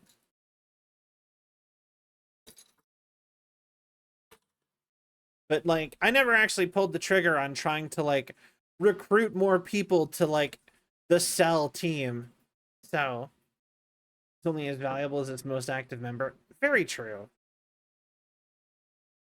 Community thing that is happening regularly. But yeah, I want something to be I want more stuff to be happening in the Discord. Yeah. And then More stuff's happening. I do have Somewhat. some other goals. I was told that they're not as that. Well, I have. Yeah, I'm glad you guys think it sounds fun. All right, what else so we I got, Sal? 2 more. Oh, 2 more. Um, Okay. I don't even remember the other ones. You've said all the ones I can remember. Oh, actually, as part of the revamp, one of the things I do want to get is I do want to get one of those like stream buddies, and I want to get a dataling, and Okay, so about that one. If the answer is I just want to get a TTS buddy that'll chat with me, right? We did do that. I have it. Too big. I have it made. This is the reference sheet for it. So we do in fact have a TTS, just like how Syl does with Mecha Syl. In fact, I gave her that idea because I told her that I was getting this set up. So we have this. This is done. What I haven't done is actually figure out that program to make it work. So I'm happy that Syl has it figured out, because that means I can just go and have her help me, or the people who helped her help me. So at some point, we're gonna have a little dataling buddy floating around, like sitting on screen. That'll be you guys, and you can talk to me directly through the TTS. But it's not set up yet. This has been commissioned and done as long as the live 2D has been done. So technically, I accomplished this New Year's resolution. Technically. It's not available yet, but it got commissioned, and I have one. because like I haven't actually used the dataling for anything other than the little subscriber badge, so I want to have a little dataling. It's part of the revamp stuff. Okay. What and else you got? But yeah, I really want to get a little bit healthier, do more exercise. I don't really exercise in my day-to-day life. Oh, I guess some of these are, I forgot the last couple are personal ones. But I want to eat a little bit That's better. why I forgot them. I want to do daily exercises. Yeah. I'll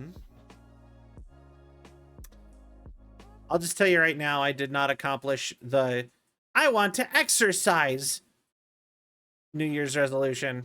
You know, like nobody does. Like literally nobody accomplishes that one. It sounds like a grandpa with their TTS buddy, and every once in a while you can just hear the most pearly.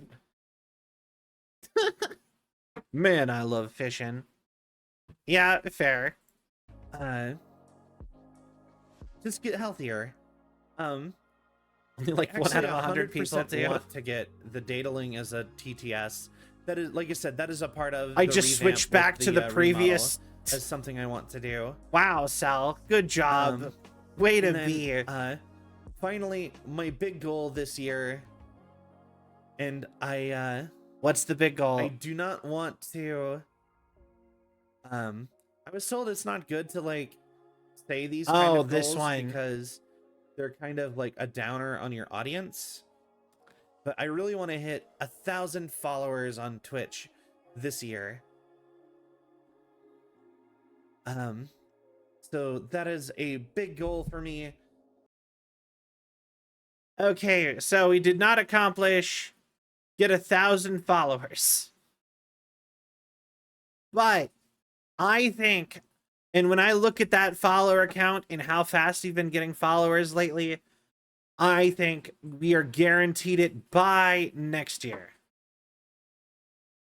By next year, we will be well over 1,000 followers. Guaranteed. So, hey, you know what? I would account that one, like, that one's a little unrealistic, but I think it's unrealistic because of how... I know why it's unrealistic, and I think the problem got solved. Oh, deep voice. All right, got it. I love MILFs. Man, I love fishing. There you go, Zbot. Don't think it was even 700 when I first got here. There's been some... Yeah, no, for real. I have gotten 200 followers this year. Which, when you think about the fact that I've been streaming for 5 years, and you look at that number, you can really see that it has picked up a lot. In fact, before, when I was this Sal, I was lucky to gain like 2 or 3 followers a month. Like 2 or 3 followers a month. Like that is... Yeah. Bug, welcome in. How are you? It really is a snowball effect. Very much so. So, like, like I said, and I don't want to put the pressure on, like, follower count, because the only follower goal I really care about is I want to get to 1,000. And I only wanted to get to 1,000 because it had been taking me so long to get here. Hey, Sugar, how you... I'm doing good. But yeah, big goal was hit 1,000 followers. That was my big goal. We did not make that goal yet, but I actually think that if we would have done the Live 2D debut a little bit earlier, I actually think we probably could have made it. Crazy enough. Like, I can think of exactly why, like, I can think of some stuff that I did that made it snowball faster and work more. So, not to put too much emphasis on that, because I didn't want to put emphasis on it in the video itself even. But I think we'll have it by next year. In fact, I wouldn't be surprised if we had it by summer, at the rate it's kind of been going. For real, like, I have I got like 60 followers in like the last 2 months. So, but anyway, even though I know it doesn't matter, I feel like 1,000 followers is probably one of the last big milestones that like matter, because then it starts feeling like things pick up more. Yeah. Like I said, that's not really like a community goal. It's not like get the revamp going or anything. And in fact, that one's probably, I think, out of all of them, is probably the hardest goal out of everything. But that is a goal I have nonetheless. So, yeah, we did it. There's my New Year's resolutions for 2024. Thank you, guys. Cool, and I can edit that into a video. All right, cool. Cool. All right, so we did that. There was the New Year's resolutions from last year. We accomplished... Dang it. We accomplished quite a few of those, actually. Like, I think... it is actually clear skies. It was raining yesterday here. But now it's clear skies today. But yeah, so... out of our New Year's resolutions, what did we actually succeed at? We did the re-debut. We did the talk show. You guys made the Discord a more active place. Oh, that's why I can't move. I was on the wrong screen. I'm like, why is my avatar not move? Why am I not moving? Trying to drag it on OBS. Um. Anyway, so talk show. We had an episode of it. Uh, live 2D debut. We did it. Discord more active. We did it. You well, I know it's not even a we did it. You guys did it. What else did we do? TTS buddy. We kind of did it. Kind of. I'm gonna count it. Less shy. Still stopped being a baby. We did it. Hooray. And I think I did pretty solid, actually.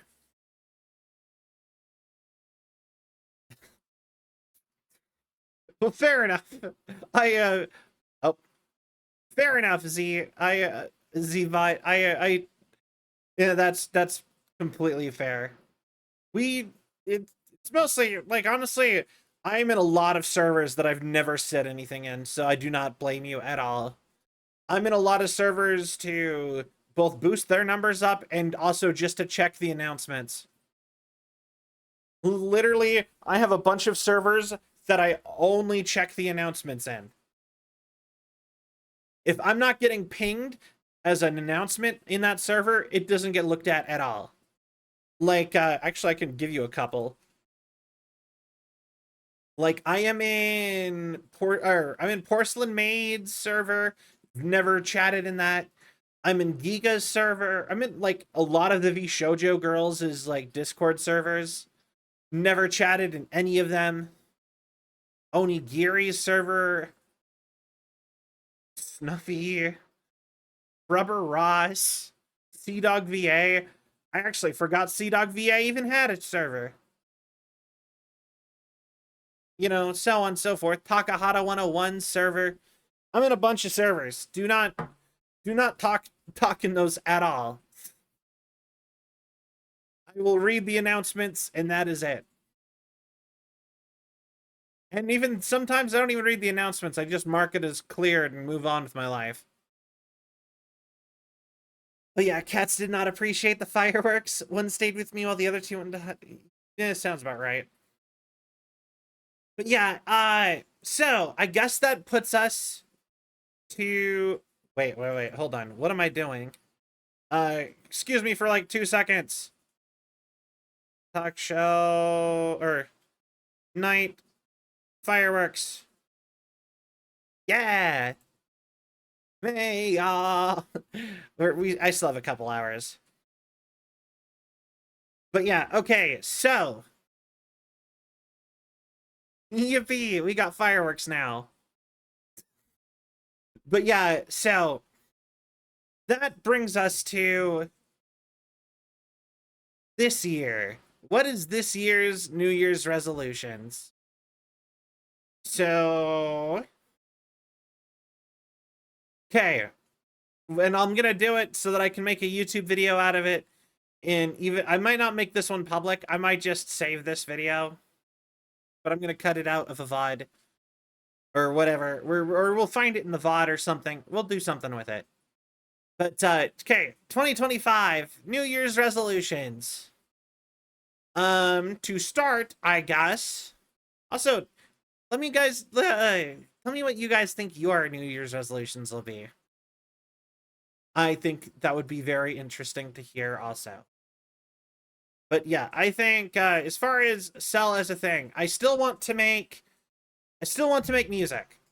I want to have something music happen, which is the same as last year. So I want to put out a cover song.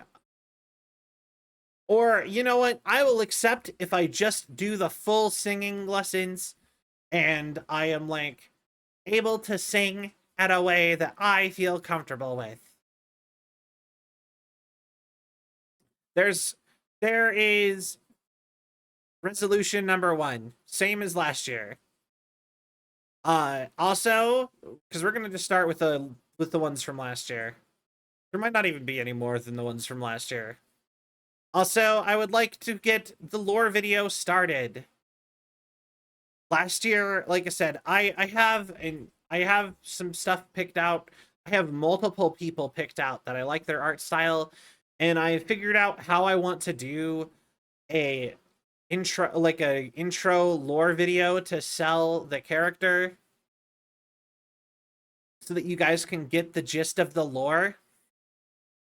And I have people picked out to sort of make a comic out of it, and I wanted to slightly edit the comic into being a video also. But I want it to be both. I want it to be both a comic and a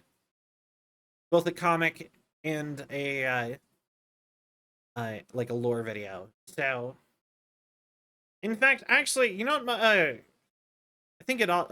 Anyways, I want to get something lore related out so that you guys can get the gist of the lore.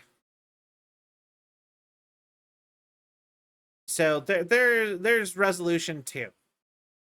I actually feel like with the way things are currently going, that right there is already pretty ambitious as far as like stuff I'd probably have to put money towards. So I'm not going to make, like, my next thought was I want another outfit. But I actually think that that probably wouldn't be the best thing to have as a goal just yet. What up, Rigger? Well, look, Happy New Year! Yo, I just heard fireworks. All right. Next New Year's resolution. I think I do really want to try to go to Afkai.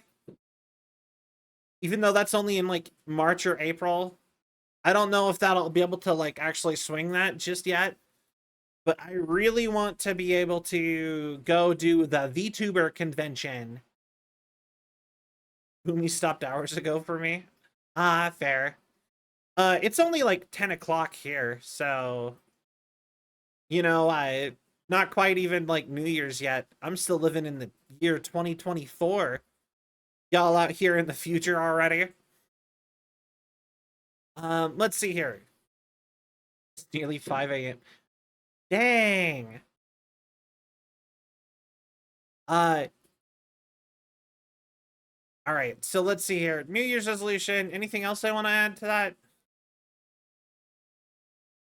'Cause I've accomplished a lot more than I thought. Actually, even in that New Year's resolution, like this year was crazy. Like we met, like like I said, we did the live 2D. We did. I feel like we did so much this year. I got to meet Iron Mouse. Like that was a huge one. I was on Iron Mouse's stream in front of 3,000 people that day. But it was Flesh Cell. Good luck finding that now. Probably gone. But, yeah, like I said, I got to meet Iron Mouse. I had a panic attack. I didn't think she was live. I thought I just got to meet her. Turns out I got to meet her live on her stream for 3,000 people. So, really wish I would have thought that through. I have watched her stream going to conventions before. Why would I think that she wouldn't stream the one I was at? But yeah, I got to meet Iron Mouse and Onigiri and a bunch of other people that I thought were really cool. Like I said, we did the live 2D. We got the talk show finally off the ground. Time to just start doing it more. Yeah, like I said, I don't know. It's hard to think about stuff that I've done now. I beat a Souls game. That was actually a pretty major one for me. Because I rage quit Elden Ring the year it came out because I could not handle how hard that game was. And then I did it.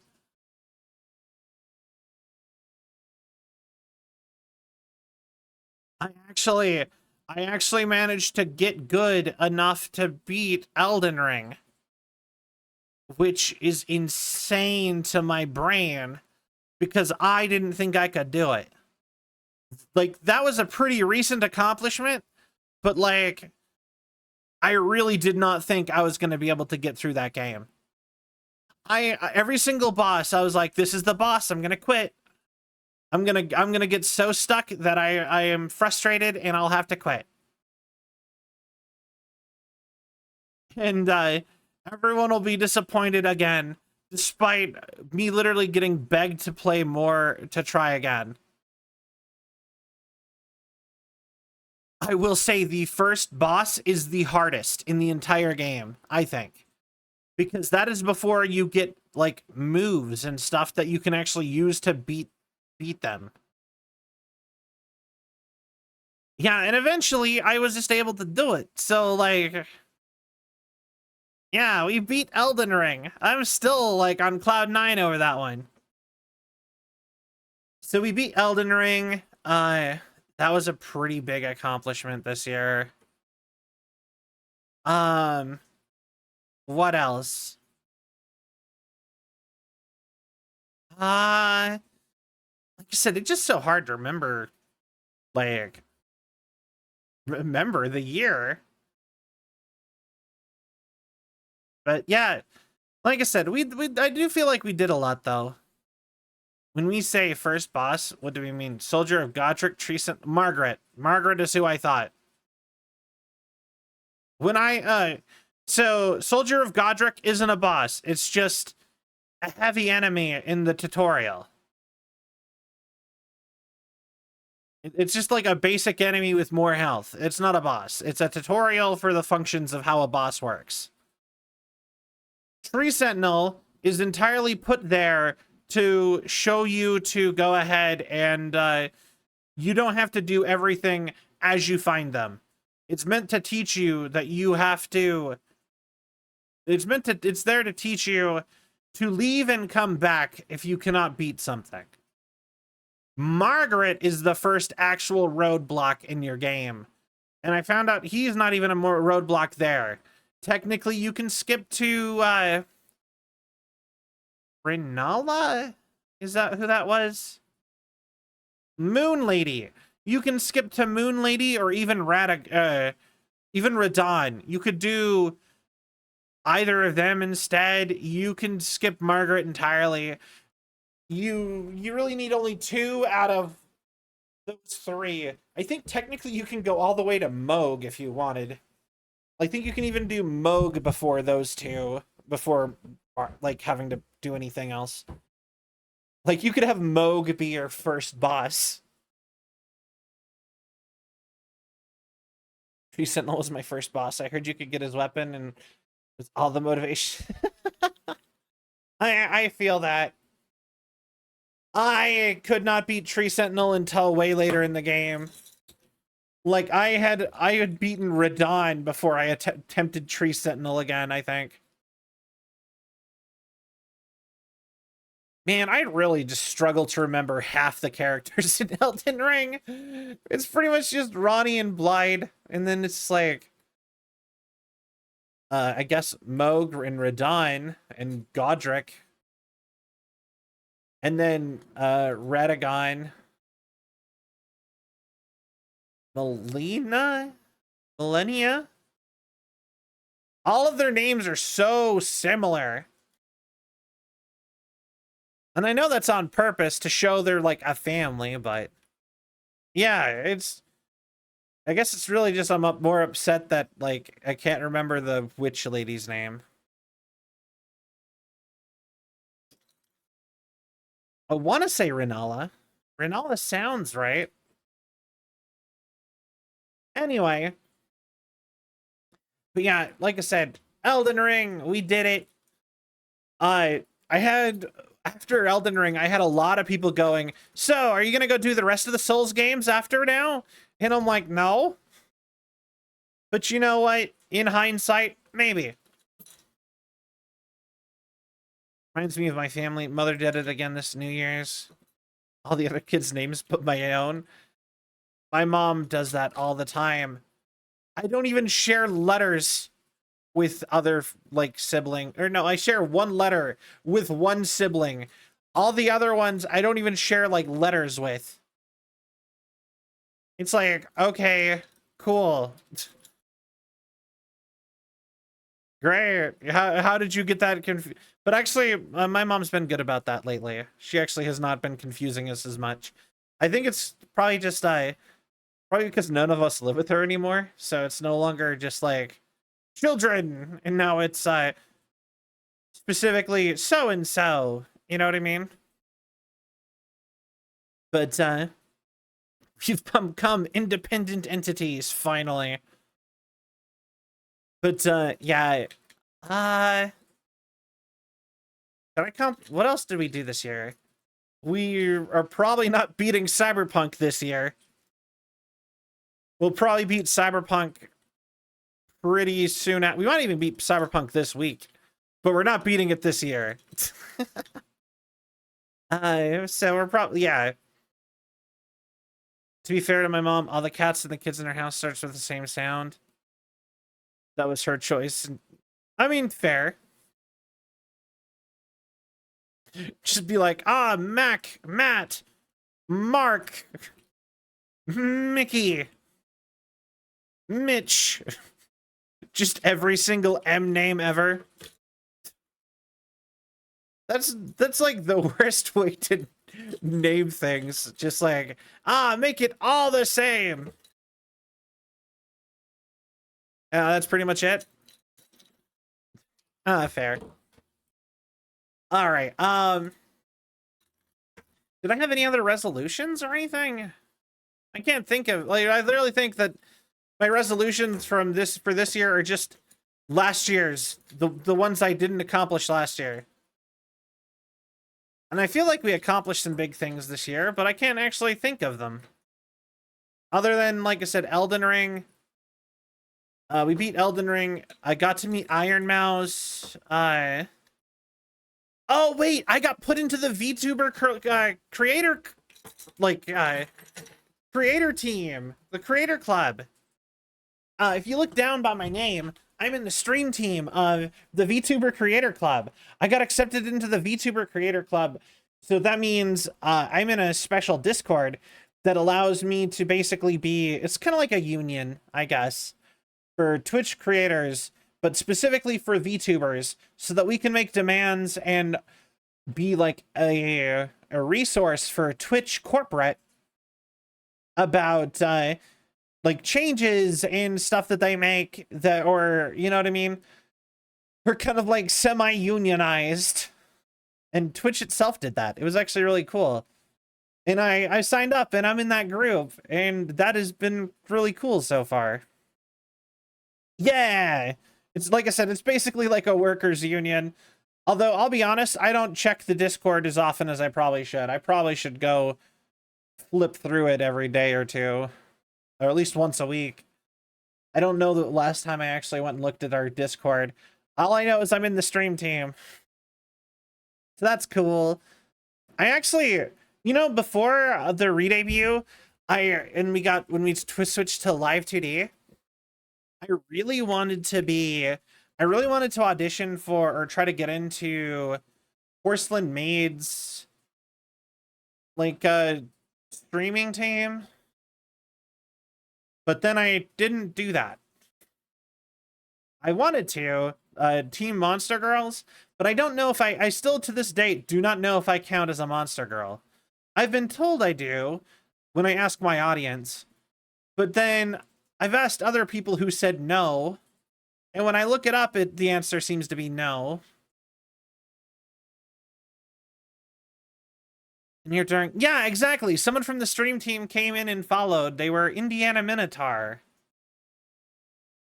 They came and followed and chatted and hung out during a Cyberpunk stream. One of the first ones too, if I remember right. And they were like, "It's so cool to see or wait, no, it wasn't even Cyberpunk. It was Alan Wake. It was one of the Alan Wake games." And it was like, "It's so cool, you know, I love your model. You know, you're from the same team as blah blah blah blah blah blah. Creator Club." Yeah, that's kind of cool. But yeah, yeah. But yeah, no, so technically I am in a stream team with Miss Lala and Big Nose Bug and a bunch of other cool VTubers. So that's pretty sweet. And like I said, it's all a whole I'm in a stream team with them, and it's also the union. I just had another thing. What was it? But Helen Wake, Creator Club, um, um, so I think you fit. Fair. I don't know if I want to join that anymore necessarily. Like I said, I kind of wanted to do it just to promote, and because I think Joel is cool. I like Joel. But I don't know. Part of me almost thinks I don't really need that anymore. You know what I mean? It's just like it's just like food for thought kind of a thing. Maybe we'll revisit it later. Oh, I remember. I actually sat in I actually auditioned for VShojo. That was a big one because I chickened out of doing the first VShojo audition. Okay? And you know what? I might make my okay, actually, I'll ask you guys right now. Right now, my VShojo audition is basically the only thing on the Selvion Patreon. I do not have I don't put enough stuff out in general to like actually work on. I don't actually put anything out on the Patreon very often. Like no one really subscribes to it anyway. So I haven't been putting in like a lot of effort to make there be exclusives there. But I've been debating on making the VShojo thing public just to like show the work I put into it. But then I started seeing other people's, and I'm like, wow, I really just did not put like enough effort into it. But like I said, do you guys think I should make it public? I'll take a public opinion. Currently, it's the only thing on the Patreon that I think is like even slightly interesting. But the rest of it is like a couple comments, previews of merch store. Like when I had them designed, but they weren't public yet, I released them on Patreon so people could go see if they wanted. And everyone on the Patreon got the ASMR video on the YouTube channel a week early. And that's it. That's all that's ever been on the Patreon. So I don't know. If you guys think that the VShojo audition should be public, I'm open to making it public. But yeah, no, we auditioned to VShojo. And like I said, I confidently tried to do that. And I probably could have done a better job in hindsight. And you know what? If we're just like talking about it, I think my biggest issue is that I didn't have a clear goal of what I really thought VShojo what VShojo would benefit from me being a member, and what I would do to benefit from VShojo. Because like when I auditioned to that, I was like trying to add more stuff. I want to add more stuff to the Patreon. The lore video comic, it's intended to be in comic form on the Patreon, and then in video form when all of the comic's done, because you have to commission it page by page. So when the lore video is done and the whole comic is done on the Patreon, then I'm going to edit it all into a video where it'll be like semi-animated. And then that will be public. But the comic version will entirely be on the Patreon. since it's already that free. All right, fair enough. But yeah, anyways, the VShojo audition. Do you know what I said I would benefit out of VShojo? I basically said I would get followers. I would be like, I would get viewers and followers from just having your brand attached to me. That's what I need out of VShojo, is I need to get I need to get eyes on. And I think in hindsight, that was not a very good thing to, you know what I mean? I think that's what actually got me kicked out from the round. I need the clout. Yes, give me clout, please. Oh my god, I cannot attract attention on my own, and we all know I'm just such a good entertainer. Oh, dearie me. I'm such a good entertainer that I cannot get enough I need more follower, you know what I mean? Yeah, like, wow, that's certainly selling yourself, isn't it? In fact, the thing that I would benefit the most, what I said is, I suck. I suck at this. And I would do way better if you gave me the easy mode to becoming successful. Let me skip the hard part that shows that I'm good. And I don't need to build up the skill to attract a certain following. No. Give it to me now, Daddy Gunrun. Yeah, no, it was bad in hindsight. And I fangirled over Iron Mouse and Haruka Caribou. And I was like, you guys have my Oshis. I want to be a VTuber like them and hang out. And I'm like, all of thing, it was cringe, and I wasn't even like funny or entertaining. I didn't do anything to like show off who I was. So give me celebrity status, please. Yeah, exactly. Yeah, so like no wonder they didn't accept me. You know what I mean? Like, I wouldn't have accepted me. The Folly of Youth could probably do it better today. Yeah, like I said, at some point, like, they never actually closed the auditions, the audition form. That's something I think is really interesting. They closed the audition, right? But they left the form up. And to me, says, hey, maybe we're just going to keep it open to anybody auditioning at any time. Maybe they'll just like click on that form again and be like, who has auditioned recently? You know, is people still auditioning to this? So I don't know. Maybe I'll make another video where I actually do a good job. Do all the things that I learned from watching other people's videos and don't suck. That might be fine. And also the reason I'm like pro VShojo, but I'm like never like, maybe like I'm not Niji Sanji or Hololive or whatever, is because I get to keep the character pretty much. But also I actually watch VShojo. I watch some Hololive, I guess. I like Mori.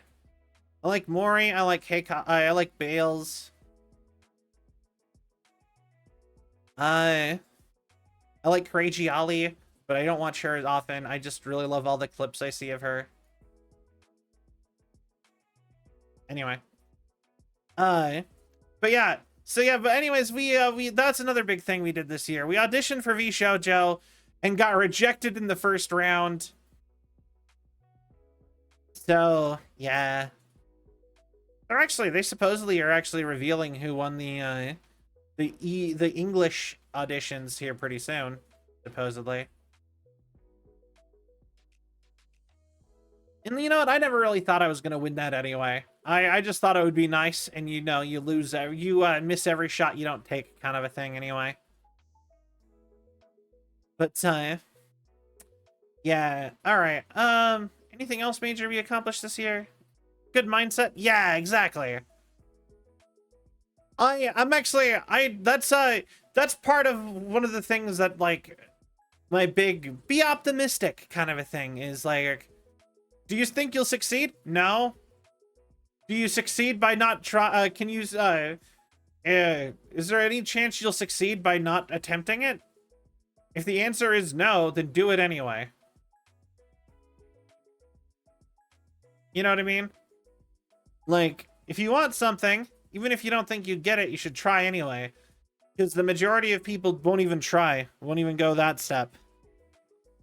So you're already significantly more likely to actually succeed at the thing you want to do if you just go for it. That's like stuff like being an actor. Or whatever. Like, you can't sit and like do your 9 to 5 every single day at the grocery store and want to be an actor and then never do acting anything. You know what I mean? Yeah, you're gonna have to do that, not think you're gonna get it, and like go take classes on acting and go to some auditions. If you want to even like potentially succeed at it, you have to actually do the thing. Otherwise, you're just talking about it, and I don't think you have the right to be upset when you don't succeed at it. And that's a major thing for me. You know, you got to try. Like, you know, 100% of the people give up just before they hit it big. In other words, you should keep gambling. Most people don't even gamble. They pay money to go into the casino and then leave. Sometimes you gotta, you know, sometimes you gotta walk past the slot machine, throw $1 in, and keep it moving. Didn't do anything artistic for basically my whole life because I thought I'd be bad at it, even with practice. Now I'm finally doing it and enjoying it. Exactly. You know, at the end of the day, if you sit and if you practice, like, the key to being good at something is to suck at it. Like, seriously, you have to suck at something.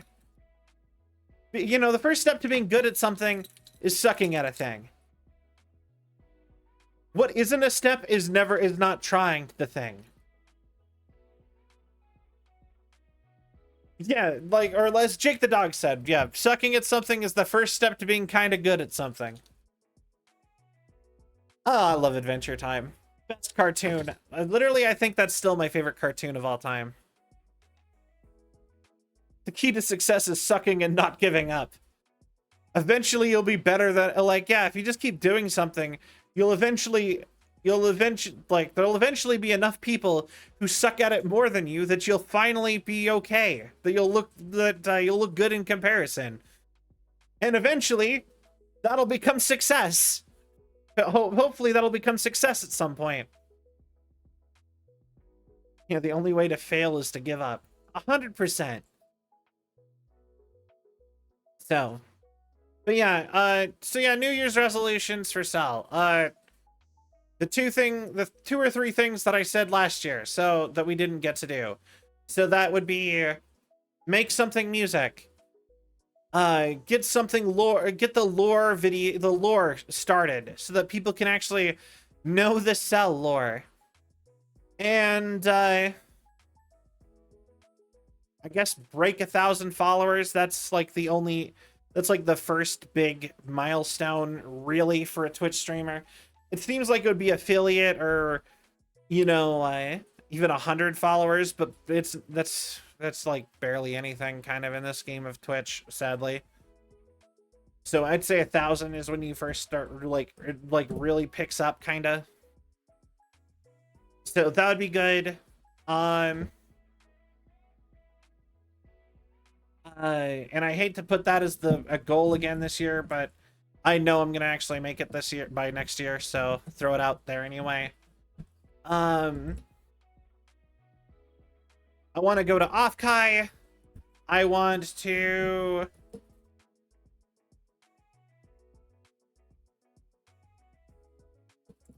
I just had a couple more. That's like the reason why I did this again. This is not going to make it a good video. I'm so glad I deleted the last one.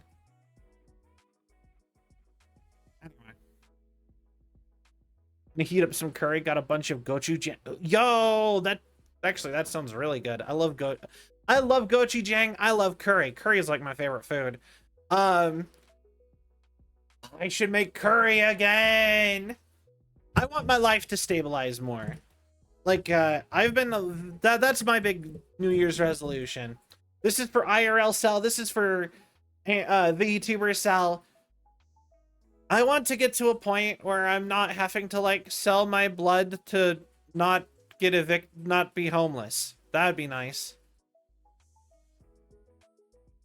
That's like, I think that's the only New Year's resolution that I think matters. I want to be stable.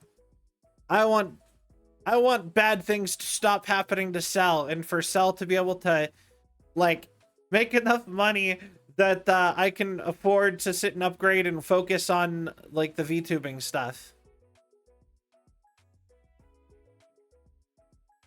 Because I do think that I do really want to sit and, like, focus, and I love doing this so much and trying to, like, be an entertainer online and make up my little show for y'all. Because I never really had another, I don't know, I don't really have other plans for stuff anymore. I haven't had that in a while. So, you know what I mean? So this is like, I don't know. I never had, like, a plan for what to do with my life. So having this be, like, a thing that I can sit and work on and have it has so many, like, built-in goals. And I can just, like, make stuff for y'all, and you know what I mean? That's a big thing, I think. It makes me feel good in a way that most other things I've tried to do haven't as much. So, but yeah, boy, thank you for the hydrate. I will do that. With the boy.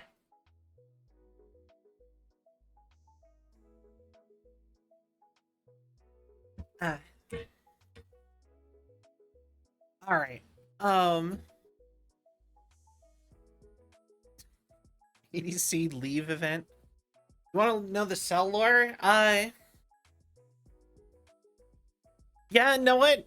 I want to share the Cell lore, but I don't know how interested anyone would be in me rattling it all off again, because I have sat and rattled it off many times. So, like, you know, like I said, I have done the whole, like, here's my lore, everybody, a couple times. Yeah, I don't know how much people actually would want me to do that all again. Instead, I think it might be better to rattle off again, Android. Okay. I guess, fast version, probably. So I'm combat unit C-31 of the Vion Corporation. I was designed to be a member of a group called the Rainbow 38, which is supposed to be equal part, basically it's a manufactured dual, like, idol group slash like tokusatsu superhero group.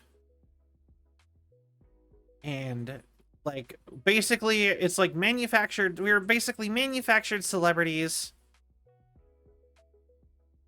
ish, but there's 38 of us, and obviously when you have that big of a number, people don't really care about the later numbers so much. They get excited when you're first announced. They're like, ooh, who is this, what's going on?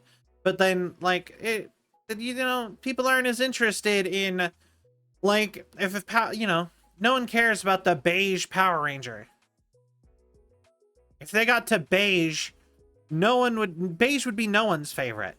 And I'm teal, which you can guess I am the 31st member of the group.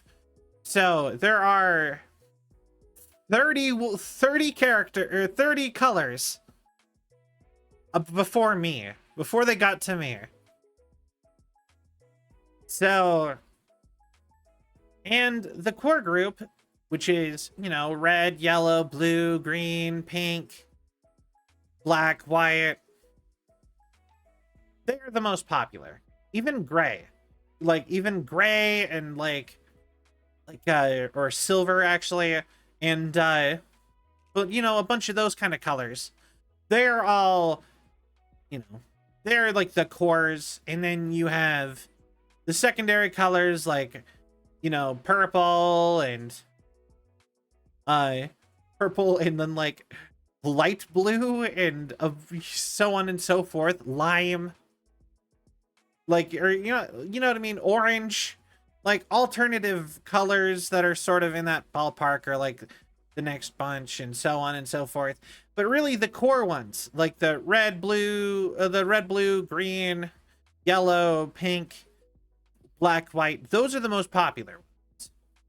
And basically, well, after you get past, like, the first 10, maybe even, like, you know, 10 to 15 heroes, the rest are kind of just, like, they're there for, like, the cash grab of people being excited to see the new color. When the new color gets announced, get to know the new people, and the whatever their pre-programmed gimmick is going to be. Because like I said, we're androids. And essentially we basically exist to fight fodder, get beat up by the main bad guy, and you know, make the core group look better. Because the core group get more upgrades and such, and they get more attention. So we're basically there to make the other the lower numbered letters look better. And eventually I was like, I don't like doing this no more. I don't want to sit and focus so much. I don't want to basically get beat up every week just to make, like, red look cooler. And so I quit. And there's some more stuff with that, but I feel like it'd be a spoiler for the actual story, for, like, the comic. But there's your gist. There's your quick summary. I quit. But because of a certain event, they actually let me leave. And well, technically they didn't let me leave at first. They basically they ended up sort of coming back around on me not being in the core group as much anymore because of my streaming. There's more to it, but that's lore. You'll find out more when I eventually get the comic made. But there's a mystery there that I'm not going to really get into. Cough, cough. It involves C30. And, yeah. So that's basically the summary of my lore so far. And I optimally would like to be able to do regular costumes and lore updates and stuff.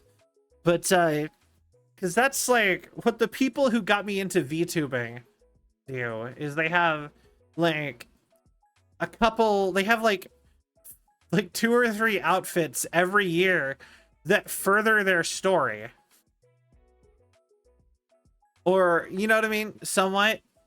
And I would love to have that going. Actually, believe it or not, cost a new model, expensive. That would be expensive. But I had the foresight to get a nude base. So that means just getting an outfit on this exact model, way cheaper, actually. It would probably be like maybe like a 10th or like a 5th of the price, maybe. Because the only thing that would have to happen is we would remove all the clothes off of this model. which is why I had a naked button that I had to remove. I don't know if anyone who was here early, like, has heard me do the model showcase, knows that there was a naked button that I had to get rid of.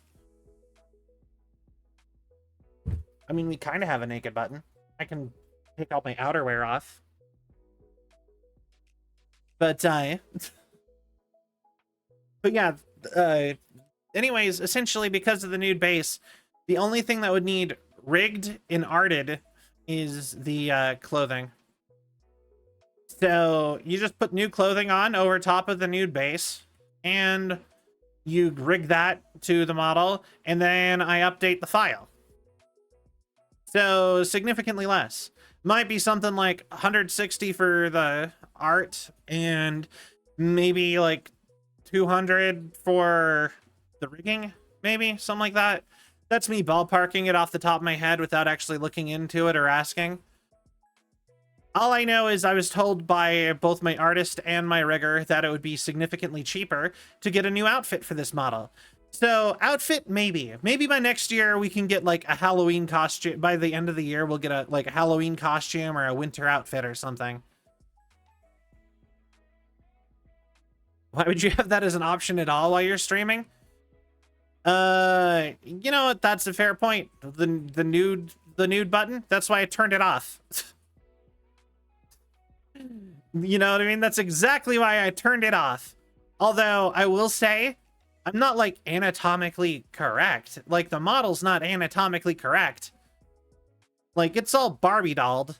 Like if you guys saw it, like I would be concerned about getting in trouble with Twitch TOS, but it wouldn't qualify. It wouldn't technically be bannable except for outside of like an AI moderator. You know what I mean? Foresight was 2020 on removing that toggle. Oh yeah. Especially because by default, it was right next to the take off all the other stuff toggles. So like, I would basically, every time I went to push those, I would mess it up. And also, if you've seen me sit and like try to mess around with these kind of toggles, oh great. The fact is that I gotta go turn fireworks back on.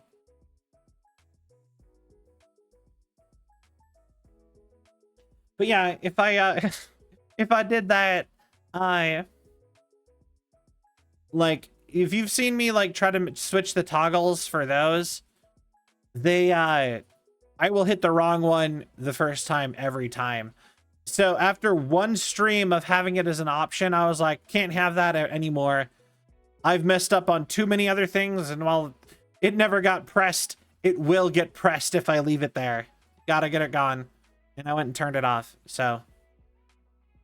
But yeah, I actually think one of the room buttons is set to the key it was on, actually. Honestly, I don't even do these very often anymore. Angry face. Confused. Oh, hi.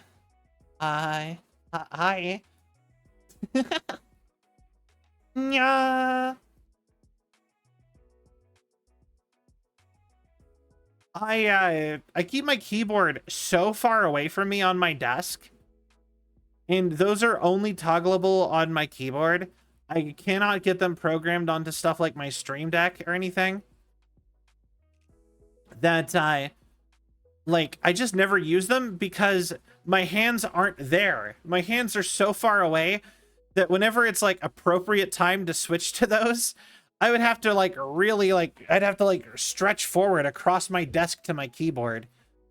Because like I said, I keep my keyboard pushed to the back wall on the opposite side of the desk from me because it just feels in the way, because I like to have my arms on the desk. So it's just like in the way. Reminds me of when I first started using a keyboard for Skyrim, because by default caps lock in Skyrim toggles walking. Keyboard, I used to hit it all the time. Yeah, exactly. So yeah, I need to I don't know. I really wish that they were like automatic, or that I could put them on more reasonable keys. But the thing is I have to put them on keys I wouldn't press while playing a game. That's like the biggest problem. So they can't be like any of the number of the actual, like, they can't be the number keys. They cannot be the letter keys. Like, there's very few things I can put them on. So in like, supposedly I can set them on my Stream Deck, but like, even that is kind of about how that works. Numpad, nope, does not count as a thing I can program keys to for some reason.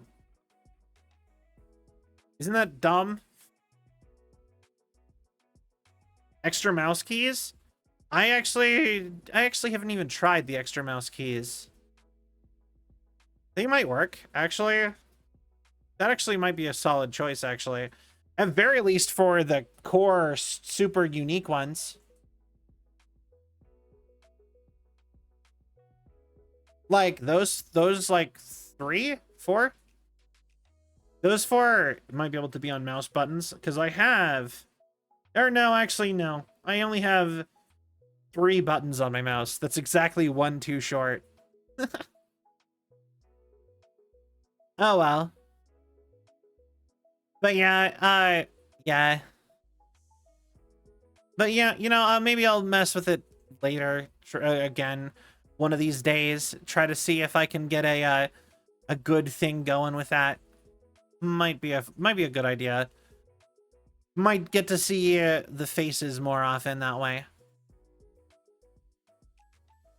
I feel like I'm out of practice from streaming already. Like, it's only been like 1 week of not streaming every single day for 10 hours, and I'm already like, I feel like I'm a little out of breath. Just like talking constantly for so long. Damn sure it can be figured. Just need to build muscle memory. Exactly. That's the other part of it, is that like I have to remember to use them.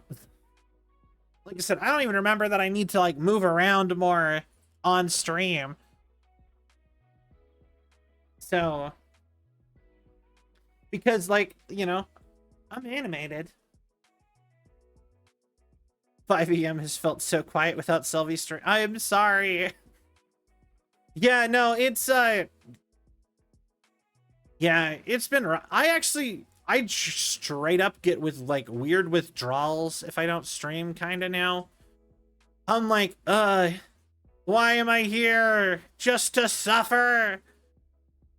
I don't want to spend time with family. I want to be live. I just had a random thought. It was about 2 seconds away from turning my PC and doing it when I remembered. It's 5:30 AM. I should not load up my PC. You're not fair. I suggest writing it down somewhere and doing it in the morning. But yeah, hold on. Okay. Sorry, I wanted to react to something somebody sent me. It is morning? I meant morning. Nah. Morning is a state of mind. Morning is whenever you wake up. If you woke up at 3 in the afternoon, you will say good morning. People will say good morning to you. If they want to be like me and like nice. Morning is like the first few hours after waking up. Night is whenever you're trying to go to bed, is like any time where you can like you're like approaching like bedtime. Are you suffering from live streaming addiction? You may be entitled to compensation. I mean, like I said, if I get the right thing going on, I can easily stream like 12 hours or something. I just need to be doing the right thing and get going, and I need to start early enough, and I can do that. I really think that I would like. Yeah, breakfast is just the first meal after you wake up. You've broke your fast. It's breakfast. Dinner is the last meal that you eat. Lunch is, well, technically I think technically lunch is a specific time, actually. I think lunch is like I don't know. Who eats lunch? Who actually eats 3 meals a day? Most people I know either eat 2 meals and a snack, or they eat 1 meal a day. Like, you know what I mean? Nobody eats like a proper lunch that I know. It's either you wake up, you eat breakfast, then you eat then you'll get a snack midway through the day, then you eat dinner. Or you skip lunch entirely and go straight to dinner. Or you skip breakfast entirely and go straight to lunch. Or you don't do either breakfast or lunch and you just eat like a dinner.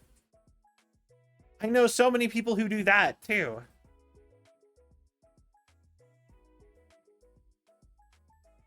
You know what I mean? Like, I don't think anybody actually just eats. I don't think anyone eats lunch. I think lunch is like the least eaten meal. I would even, I don't know. I think formalized meals have actually been proven to be unhealthy, actually. I wake up, eat waffles, skip dinner, and my mom usually makes tea or orders from somewhere. Yeah, so I wake up, I drink 2 cups of coffee, then maybe I'll eat a snack if I have like toast or something. Maybe I'll make myself a slice of toast. Or if I have a convenient leftover that I can just throw in the microwave for a second, I'll have a breakfast. Something like a toast or something like that. And then I'll eat dinner. And that's how I eat. And if I do not have something convenient as toast or like a good leftover that is convenient and appetizing early in the morning, then I don't eat breakfast either. I don't eat lunch. I try my hardest not to snack. I try to keep snacks out of my house entirely. And yeah. Breakfast, lunch, fika, Swedish pastry, tea time, dinner, and a midnight snack. The necessities. Yeah, so yeah, like I said, I eat basically coffee and dinner. That's my meals. And in fact, sometimes I still feel like I still eat too much. I do know that I'm not good at snacks though. So like the reason I hate having snacks in my house is because I will eat them like a meal. Like legitimately, if I have a bag of chips, I'm not good about pouring out or like taking out like a handful of chips or something, putting it on the plate or a bowl or whatever. I'll take the whole bag of chips with me and then eat it, the whole bag of chips in one sitting, and then feel terrible and be like, why did I do that? And it's probably because I was watching YouTube or something while I ate chips. And so then it's just like, I did that consistently enough that I was like, I should just not buy chips. I don't think I like chips enough to eat a whole bag in one sitting. You know what I mean? Just because I might like one chip, but you know what I mean? It's just not worth it. Eat most of them in a day and then there's no snacks for the week. Yeah, exactly. If I have a snack, I eat it in the moment.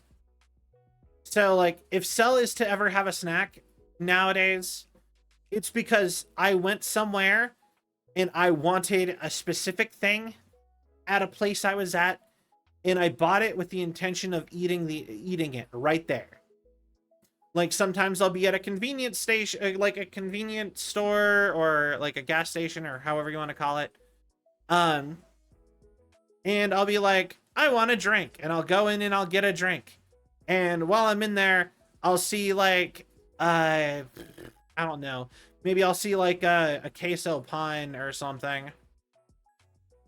And then I'll buy that and eat that right then and there with my drink. But that's how I still says snacks. I will not take anything home. I will not keep it in my house. I will not keep it with a, I will not eat it with a mouse. I do not like to have snacks, Sam. I do not like green eggs and ham. I hate having snacks in the house because I'll end up, yeah. Also, I don't really drink, I always like, I feel like I don't really feel thirst ever. I figured out what thirst felt like when I was like the other year, like literally like a year or two ago, I discovered thirst. And it was because I went to the doctor because I'm like, I get headaches all the time. Why am I always having headaches? And why do I feel weak? And why is it worse when it's hot? And then they tested and they're like, how often do you drink water? And I'm like, but maybe when I don't know. I drink when I drink something else, I guess. I don't know. How often do you drink that? I don't know. When my mouth gets dry, maybe like once a day. You know, and then, you know, like maybe maybe I'll drink a soda with a pizza or something. Yeah. Apparently that's not enough. Who'd have thought? Like I said, I've never been thirsty before. Whenever I've drank stuff as a child, it was because I wanted a flavor. So I didn't know what thirst was. And to this day, I still cannot tell any difference between hunger and thirst. They feel the exact same to me. Like, exact same. I thought thirst was when your mouth was dry. Like if you, I don't know about you, if you ever like breathe through your mouth a little bit and then you can kind of like, you have that like, it's like my mouth is sticky. I thought that's what thirst was. That's not thirst. That's just your mouth being dry. Which is a different thing entirely. And yeah. And I was told I have a big water bottle. It is, how much is it actually supposed to contain? It's 64 ounces. How much is 64 ounces? 1.5 liters. Oh wait, you said you have 1.5 liters. Okay. 64 ounces, 2 liter. Oh, it's just shy of 2 liters. Okay. Yeah, I drink it every other day. It's completely gone every other day. Oh, thirst feels the same as hungry, to my knowledge. It's a feeling in your stomach, like hunger.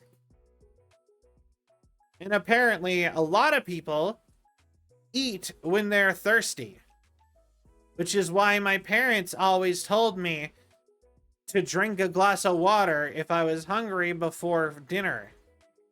And I always thought, that's dumb. I know what I'm feeling, and it's hungry. I did not know what I was feeling. Have I ever felt true thirst because I've always drank a lot? Probably. But yeah, no, I never drink water. I don't like drinking stuff. And the first part is that like I will drink like a single liter of liquid of like water, right? Maybe I'll drink like 0.7 of a liter of water. And then like other signs that I'm supposed to be like hydrated are there. But like I don't feel dehydrated, so I don't know. But I was told I need to drink like 6 liters of water a day. And I'm like, there's no way. I don't think I could do it. I don't know when I'd have the time. I drink like 2 mouthfuls of water and I'm done for like an hour. Like, I couldn't drink more if I wanted to. It's weird. Unless it's in a straw at a restaurant, I guess. I probably drink more water. But yeah, no, yeah, 100%. When it comes to drinks, I've always drank for flavor. So it's just like, it's so interesting. Like, yeah. Like I said, yay, water. But yeah, like I said, I don't... Where did the subject come from again? PhD thing to say. Oh yeah, because I hate snacks in the house. Feel like drinking just thinking about that? I will drink water a lot when it's hot. I will say that. You know what? I've actually thought about starting to have sugar-free Gatorades around. Like, if I was to start keeping drinks around, I've thought about, like, loading up on, like, zero sugar Powerade or Gatorade or something like that. Because I'm like, that way I will regularly just crave flavor and drink one. But that's expensive. Happy New Year, Jaster. I still have another hour and 20 minutes. Owns. The what now? Okay.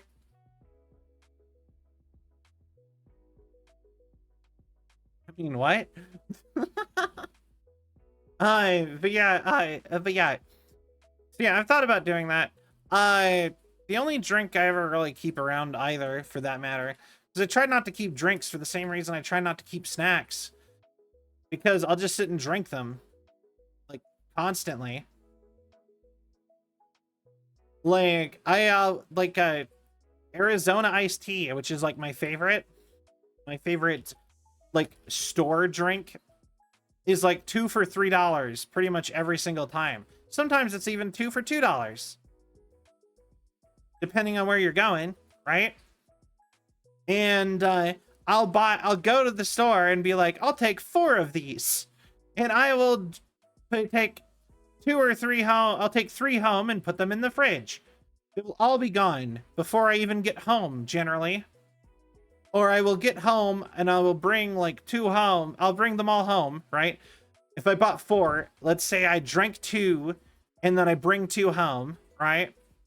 And then I go sit at my computer to play games and I'm like, oh wait, I got an Arizona. And then I'll go drink another Arizona. And then I'll drink another one. And then, no, I don't have Arizona. And that was supposed to be like my drinks for a few days. Arguably more factors than food. You know what? I'm not saying no. But I am curious as to what you mean. That's a lot of liquid. The thing is, well, I mean, yeah, I don't know. Flavor is a big driving factor for me in, like, the consumption of everything, basically.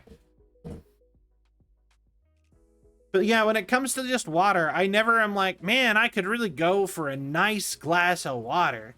I've never done that before in my life.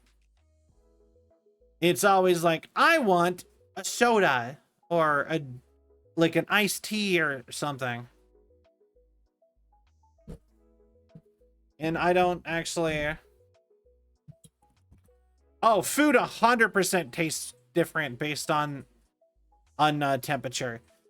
Have you not heard me talk about, have you not heard me sit and talk about, like, the joys of cold pizza? And how I'm, like, a cold pizza connoisseur and a huge, like, fan about figuring out what makes cold pizza good compared to hot pizza? Because it's different. Like, Little Caesars, really good as a hot pizza. Cold Little Caesars pizza is awful. But it's the opposite for Pizza Hut. Hot Pizza Hut is super greasy and kind of gross. Cold Pizza Hut is like amazing. Why is it better? I assume it's because the bread absorbs the grease and then it like solidifies. So it makes like a not dry bread. You know, so it's like because you know, like a lot of it's like cheese and meat grease, which becomes solid when it's cold. So you eat Little Caesar's pizza. It's not that greasy, and it's got super thin crust because they have to cheap out on it somewhere. That's like $5, obviously. It's like the cheapest you can get for pizza. You know, it's different. Crave every few hours and minutes. Like I said, I've never craved water. I discovered what thirst was like well into my 20s. And I still don't know when I'm thirsty, really. It's weird. I don't know how to describe that. The only reason I can stay hydrated at all nowadays is that I just have to remember manually to do it. Like, I'm pretty sure I'm not supposed to manually remember that I have to drink water. I feel like there should be a system in my body to be like, we need water, and then I'm like, got it, here's water.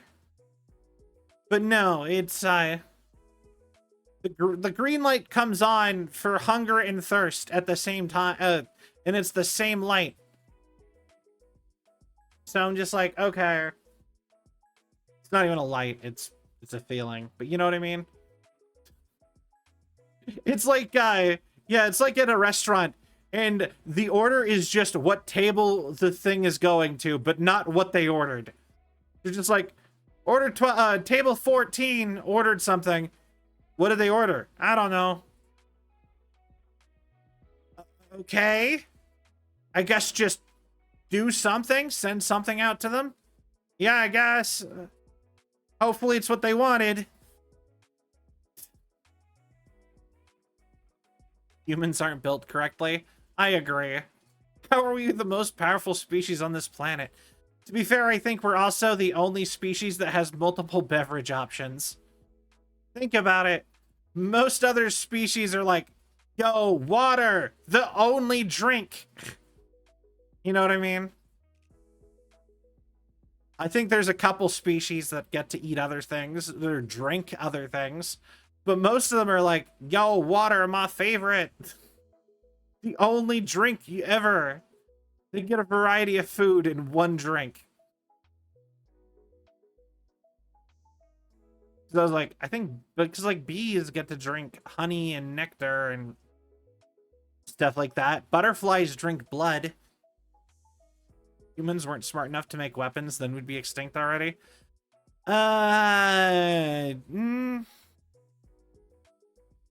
Probably, I guess. I mean, humans were doing pretty solid by just like following things until they were too tired to keep running away and then beating it with rocks. Like, you don't have to make a weapon to have a weapon. Like, you know, there's a lot of animals that'll use like stick they found to do things. Yeah, no, we're basically the zombies of if you think about it, the crazy thing about zombies is that they literally do basically the way humans hunt other creatures. Like cave humans, basically. Nowadays, we just take a gun or a bow and arrow or whatever, and we shoot it from a distance. And we've done that for a long time. You know, from a distance, a safe distance, we hit the thing. You know, but there was a time when people just, like, casually sauntered after, like, deer until the deer were too tired to run away. And then we beat it to death with rocks, and we're like, haha, we got a deer! And that was, like, the standard human way of hunting. And if you think about it, zombies might be us subconsciously being like, yeah, we're kind of like just like remembering how we hunt things and not wanting to have that happen to us. Because I think we're the only creature on the planet that hunts like that. I think most other things just kill the thing faster. We instead follow stuff until it's too tired to run away anymore. And has to just give up and die. We're pretty spooky.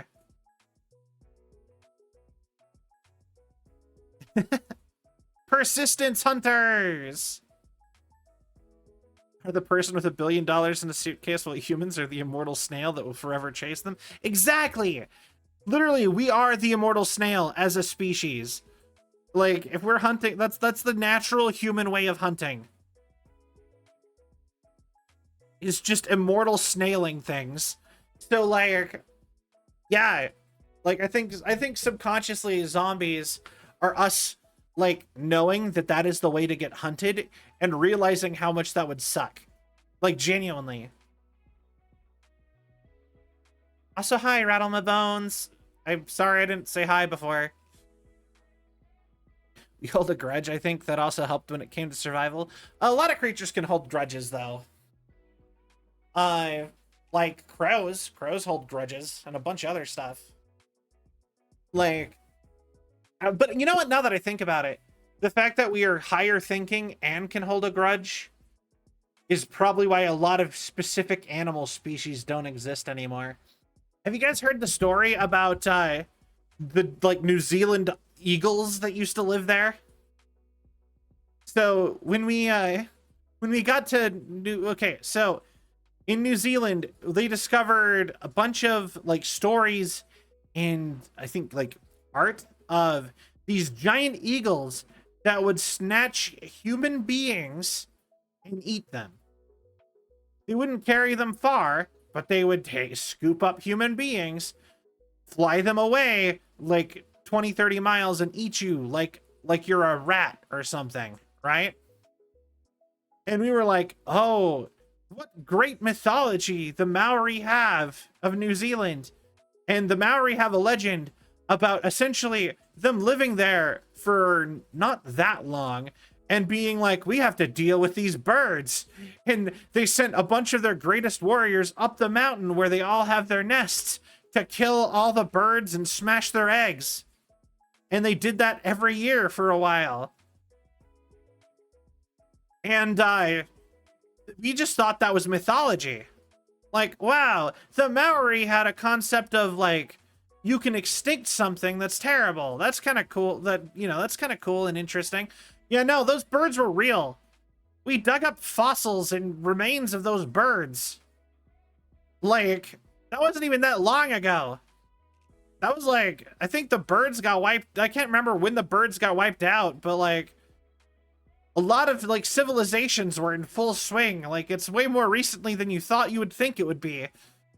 Just like giant man-eating eagles used to live in New Zealand, and they hunted people until the Maori decided enough was enough, climbed a mountain and killed all of them while they couldn't fight off, and like just smash all their eggs until they stopped coming back.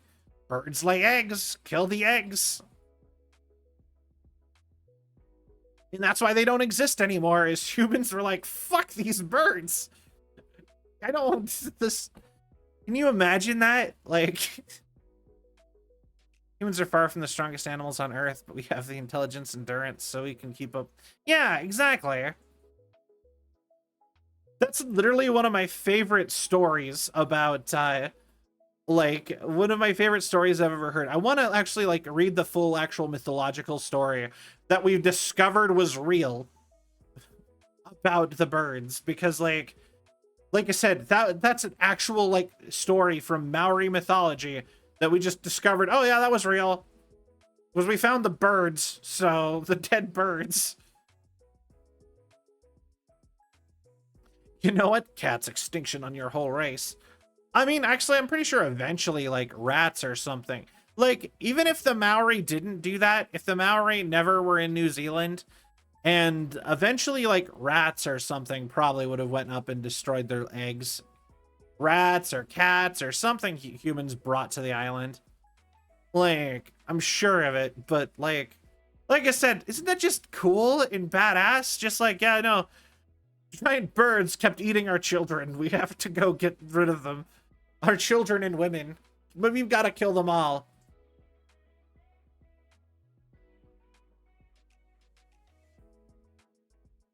Yeah, we can't punch as strong as a gorilla, but we can invent a spear. Actually, believe it or not, we've discovered chimpanzees have also invented the spear.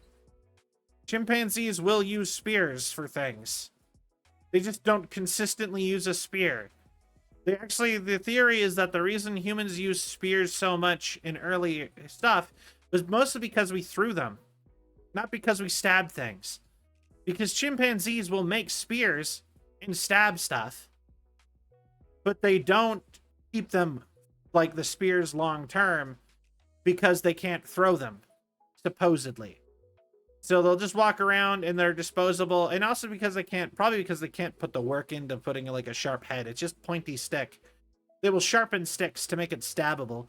So even a spear isn't like the most human thing.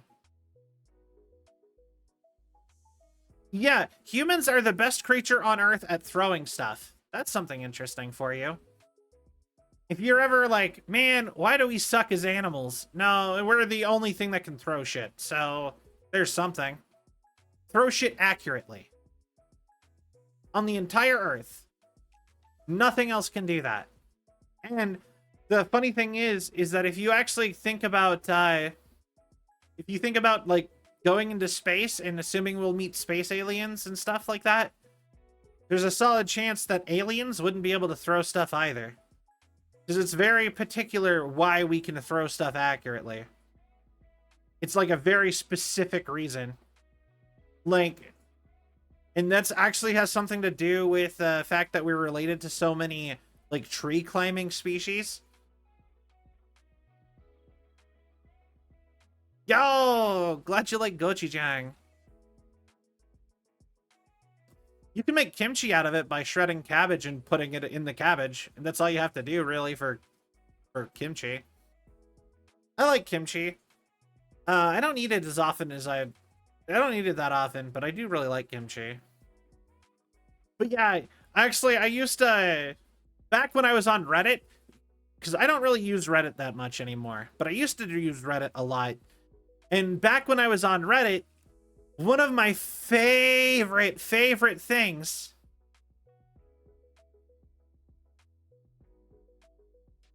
interesting. One of my favorite things to read was I used to go on to HFY and Humans Are Space Orcs a lot and read the stories people would come up with a lot. HFY is humanity, fuck yeah. And it would just be like aliens or like medieval fantasy, and it would just be like cool shit that like a lot of the sci-fi ones were the majority of it, and it was just a lot of stuff that is very particular to humans that like no other species on Earth has, and just assuming that trend will continue even with other humanoid aliens like us being able to throw stuff. Like it's so particular, the reason we can throw something accurately, that odds are statistically most aliens should not be able to throw something. Or at least not like overhead accurate, like baseball style throwing. Maybe they could do like a underhanded lop throw, but like the ability to throw something like a spear so that it can like go through something like the 90 miles per hour, whatever. That is like, we're the only creatures who can get even remotely close to that on Earth. And so like, that's so particular to us that it's like basically begging for like, you think about aliens, odds are they wouldn't be able to do that. Or another example is like something like a sweating. The fact that we're one of the like most efficient at like sweating and like keeping ourselves cool and from exhaustion. There's like a whole bunch of stuff like that. Imagine an orc is challenging a human to combat and then just has to double take when a spear gets thrown in their direction. Yeah, exactly. Like stuff like that is so interesting and cool to me. And I used to read a lot of those stories. I still think that that's like one of the best things for Reddit. If you the rest of Reddit, a lot of Reddit is kind of just I'm not the most interesting. In fact, some of it, I would actually argue, some of Reddit is equal to or worse than 4chan. But like stuff like the little creative writing sections and stuff are pretty fun. I think those are worth it. Like, you know, if you ever feel bored. But yeah, like I said, I like those kind of stories. I will read them occasionally. Actually, somewhere along the line, I realized that the majority of my reading in my day-to-day life was on Reddit, and then that's around the time I stopped reading Reddit. Something about a spaceship full of aliens going apeshit just over a human juggling a pen. Yeah, sounds about right. Like I said, there's a lot of stuff that makes humans kind of particularly cool, but we just can't see it because we are one. Like a good example, I've also hear like a lot of people like you talk about something like making monkeys smart, like something like making chimpanzees like human intelligent. Like a lot of people are like, why would you just make better humans? They're stronger than humans. If you make them as smart as us, then like blah blah blah blah, like that's so bad. And I'm like, they're like, them being stronger than us is basically their only thing that they have over us. You know that, right? Maybe dexterous. Maybe they're like a little bit more like able to like climb and stuff, but like we could throw a baseball at them. They wouldn't be able to do anything. We could run way further and faster than them. Yeah, like there's a whole list of things that we would be better at than a chimpanzee. I don't think it would work like as way as somebody like a lot of people think it would. They wouldn't just stand up on their back legs and be human, basically, but strong, like in the Planet of the Apes movies. Their general bodies have a lot of issues that compared to ours, and superiorities, and it wouldn't be like a significant and I'm talking like, you know, Planet of the Apes style. Like it would not be like they're just an upgrade. They would be a downgrade in most ways. You mean be able to be friends with any creature or loving all furry animals, like the story about small aliens that use humans as text. Yeah, I love that kind of stuff. We also have machines that throw metal at. I mean, I would assume like something like if you made like a chimpanzee as smart as a human being, they can use a gun. That's not that hard. The point of a gun is to be the easiest weapon ever, so that you don't need almost any training to use it to kill somebody. That's the entire point of the invention. Because all the weapons before the invention of the gun, were complicated and required years of training to be able to do any damage with. We went from medieval ballistas to world-ending bombs way too fast. Yeah, exactly. Honestly, that's another big thing. If you think about in the scheme of things, especially if you read a lot of like cultural, I'm gonna use the word uplift again, but this is a different kind. If you read stuff about like cultural uplifting, which a good example is like if you go to like Mass Effect with the Krogan weren't like as a society and a culture were not ready for all the technology they got given when they got brought into the galactic like the council whatever community, and that made them immediately abuse all of the power and technology and treated it like it was still on their planet, and it caused a lot of problems. And I think we've just IRL, we have actually invented technology above our cultural capacity And we are playing catch up, trying to culturally develop enough to catch up with where our technology's at. And that's part of why a lot of things continuously suck, I think. I know humans, but humans made that to kill other humans, not animal. I mean, we already did that to kill other, we did it for both. We invented guns to kill things easier so that people did not need to train or practice or learn. And we went to war with emus twice and lost. Yeah. They're making a movie out of the Emu Wars, starring John Cleese and Rob Schneider. Is that still coming out? Are they still making that? I actually am not the biggest fan of Rob Schneider. I kind of think he's not that the guy from what I've seen. Emu War movie. Oh, never mind. It came out. It already got made. Who actually is in it? Oh, okay. Apparently John Cleese and Rob Schneider are both not in this movie anymore. Never mind. This movie came out 2 years ago without any of the celebrities that were supposed to be in it. Sans, hello.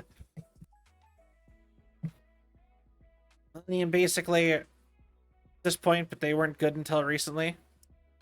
So the one thing you knew about the movie was wrong. Yeah, pretty much. Also, apparently it's already out, so now I have to go watch the Emu Wars movie. I'm sure it'll be funny, at the very least.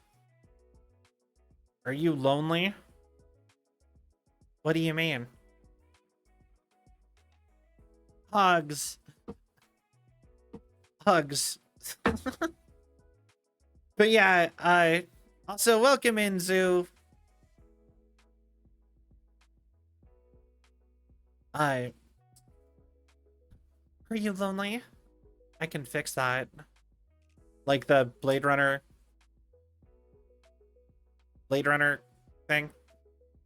You know, I've never actually watched that Blade Runner movie. I've only watched the original Blade Runner.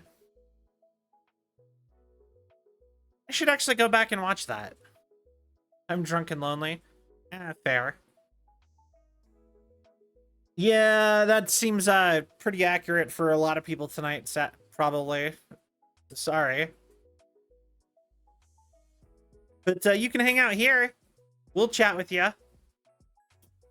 Turned 12 a.m. here. Happy New Year! I have another hour left in 2024. If you have a splitting headache, you should for sure drink water.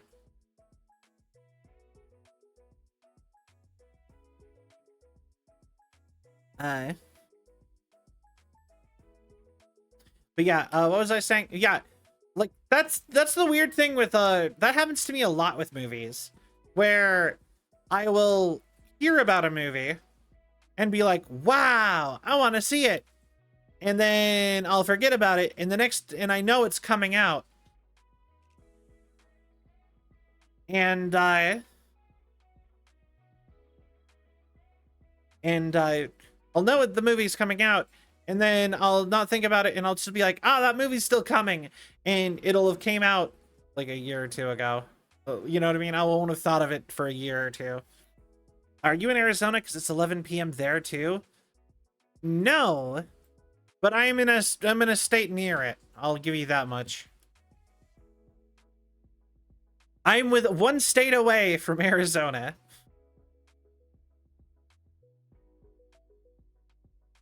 Like right next to Arizona.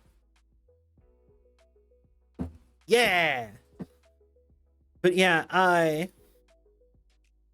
will say though, I'm so glad that America breaks it up by state. Because can you imagine how bad it would be if your time zone, like your time zone actually had lines in the state? So you're just like, you're driving through you're just like in Nebraska, and your time zone was just like, or something. I'm using Nebraska as an example. And your time zone was like halfway through your city.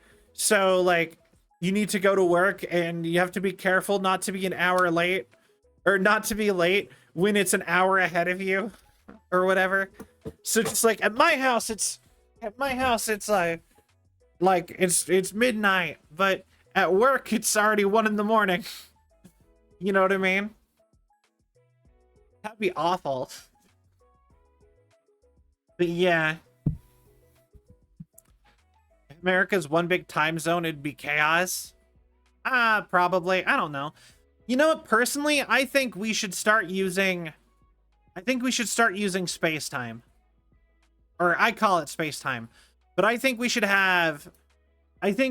So right now on my computer, it says it's 11:10. Okay? I think... So when we get to space, there's going to be one time for all of space.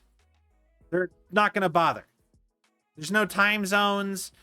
It's, you know what I mean? It's going to be one time. And that time is going to be the time that all of the other times are based off of, which is the Greenwich whatever time in Britain. Right? So every other time is up or down from that time zone. So that'll be the core time in space. I think every single clock, or all the digital clocks, should have both space time and local time. And I think we should get used to having both, because I also think it'd be way easier for communications across time zones to be able to be like going off of like everyone's going off the same numbers for cross time zone stuff, but then locally you have like a local time. Also, I mean, I guess technically you could have the whole world going off of the same time without time zones. Time zones don't seem that necessary to me. Like, oh wow, it's 3 p.m. or it's 6 o'clock. It means it's night now. I mean, in a sense, yes, but also like, if you think about it, what's to make it different than having it be like 5 a.m. be when the sun goes down? Like, you're probably gonna go to bed at 5 a.m. then, and your whole day will be shifted back. You know what I mean? Your whole day will, like, be the exact same. You go to bed when night happens, generally. Time is only useful for, like, keeping track for, like, organization. Otherwise, people would just go off of what, like, the sky, basically. Could just look at the clock and go, cool, it changed a whole hour. Once it takes 2 years for you to age it once in space. I mean, yes and no. Like, time dilation is a thing too, but I don't think we're going to keep track of time dilation. Or, I mean, I think we're going to have something figured out for time dilation. It's 6-ish a.m. anyway, so it doesn't affect me. Yeah, like I said, something about that just seems more sensible. Why? You're right. Time is a concept of human perception. Yeah. So like I said, it's only really useful for organizing. And I think in the day and age where the entire planet is connected and able to talk at a drop of a hat, it doesn't make a lot of sense to have the local time at all. We should just have one time for the whole planet. And, you know, when it's night, it's night. We fucking 2005 right now. The year is now 2000. You know what? I wish it was 2005 too. But it won't be 2005 ever again, sadly. Hello, nice to meet you. You can call me Conan. Have a nice welcome in, Conan.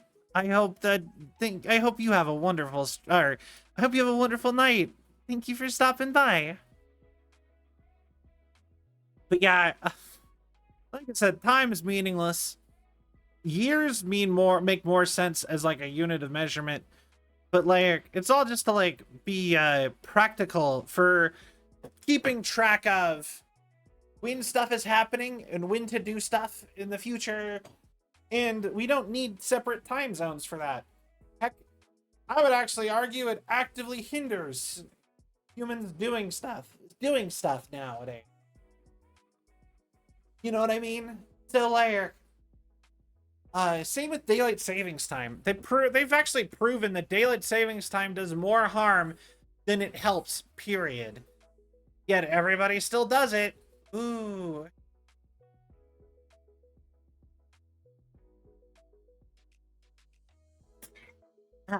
Hydrate. The universe does not care for our measly concept of time.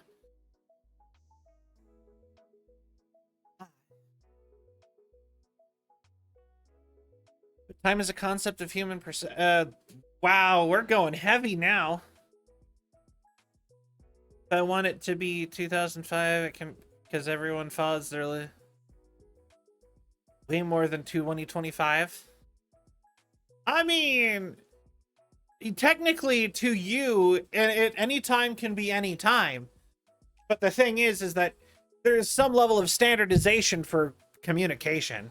So something like, oh, if I started claiming it was 2005, like, sure, it can be 2005 to me, but like, no, it wouldn't be it for anyone else. So, you know, it's kind of like countries. Countries don't really exist. You go to space and look at the planet, you're not going to see the borders, you know, but they're there. You know what I mean? They're there for, like, you know, humans have, like, you have to be recognized by other things to be a thing. Sometimes. Anything that's like a concept. Actually, I just watched a thing on Hololive lore that I thought was really interesting, where they were talking about how in Hololive lore, humanity is like super powerful, apparently, because they created a core concept of the universe, which is civilization, which is outside order, chaos, time, and blah, blah, blah, blah, blah. But humans are also, and humans have their own entity and nature. That was another one. And humans have their own, they had their own creation that they made called civilization. But humans have been actively making time more powerful by keeping track of it and all this other stuff, and basically making time more meaningful. And I just thought that was such an interesting concept for stuff. I never really learned about Hololive lore until like earlier today when I watched a YouTube video about it. So that's the only reason I brought that up. Simply when we all agree time is, like, this is getting, yeah, a little bit confusing. Hello, first of all, Happy New Year. Second of all, welcome in, God King Pool. Yeah, no, we're talking about how the concept of time. Yeah, so humans in Hololive are like orcs in Warhammer. Exactly. Yeah, we are getting too complicated with talk. It's been a lot of, like, high concept, hard to think about stuff, I guess. I was just saying how we should have one time on, like, all the clocks, like a second clock on every clock, where it was, like, the same time no matter where you were on the Earth, so that it was easier to plan stuff with your friends online. And then that turned into a whole talk about, like, the concept of time, and then it turned into talking about Hololive lore very briefly. I don't know. This is what you get when you get a Selvion just chatting stream. Just yeah, stuff happens. Out of ads. Yo! Sorry that we even have to have ads. It's again, you have to have ads for Twitch. I'm sorry. How gravity works and how it affects physical matter. You could actually create a perfect clock that tells everywhere on the planet. I mean, fair, but like, I'm just saying, like, my thought would be set a clock to be Greenwich Mountain Time, which is the base 0 of our current international time zones, right? Being the most accurate is still a little bit off due to quantum wave function collapse. Huh.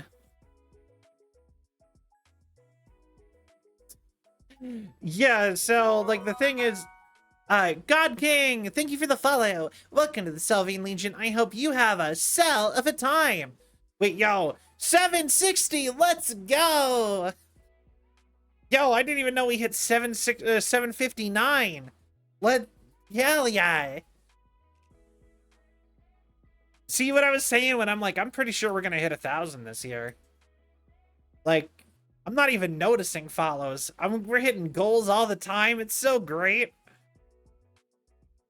This is how a conversation works. You're always changing topic to keep the conversation live. Exactly. Yeah. So Greenwich is base 0 of time, of all the time zones. So, like I said, Happy New Year, Supreme! I still got half an hour. Long story short, of device measures. Interesting. But yeah, like I said, I just think that we should have on our like base 0 of time, which is the Greenwich Mountain or the Greenwich time, or Meridian time, or Greenwich Meridian, whatever it's called.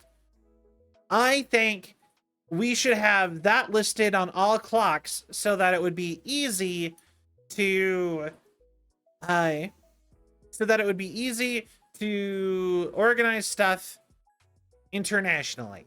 I think that should just be a default for international whatever, because that's also pretty sure what the time that everyone's going to go off of in space is going to be. I am not on the West Coast. I am pretty close though. I'm in Mountain Time. Bits of ADHD in there. Oh, 100%. I do have ADHD. I am ADHD. ADHD autistic. Those apparently are very attached to each other. I learned a lot about that stuff since I was a kid. And I was getting like diagnosed with all this stuff, all that kind of stuff.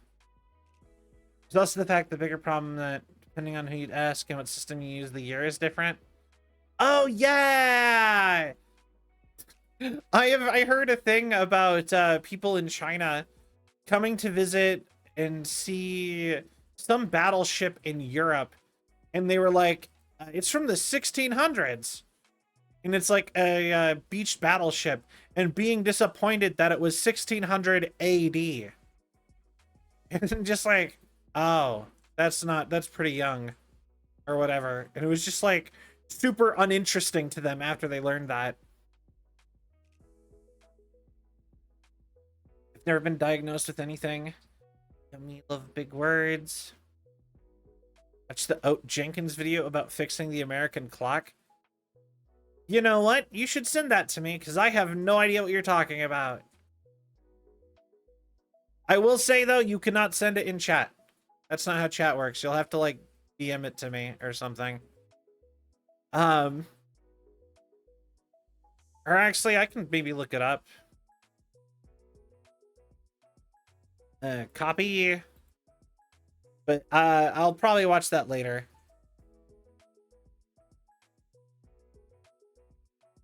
You know what? I'm actually kind of glad I didn't do the normal VR chat. So the last few years, I always popped into VR chat and did the big VR chat hub New Year's clock. And I do want to go go look at the New Year's Plaza. But I'm kind of glad I didn't do it this year because everyone else always had their New Year's happen long before mine did because I'm like the furthest west out of all of my friends.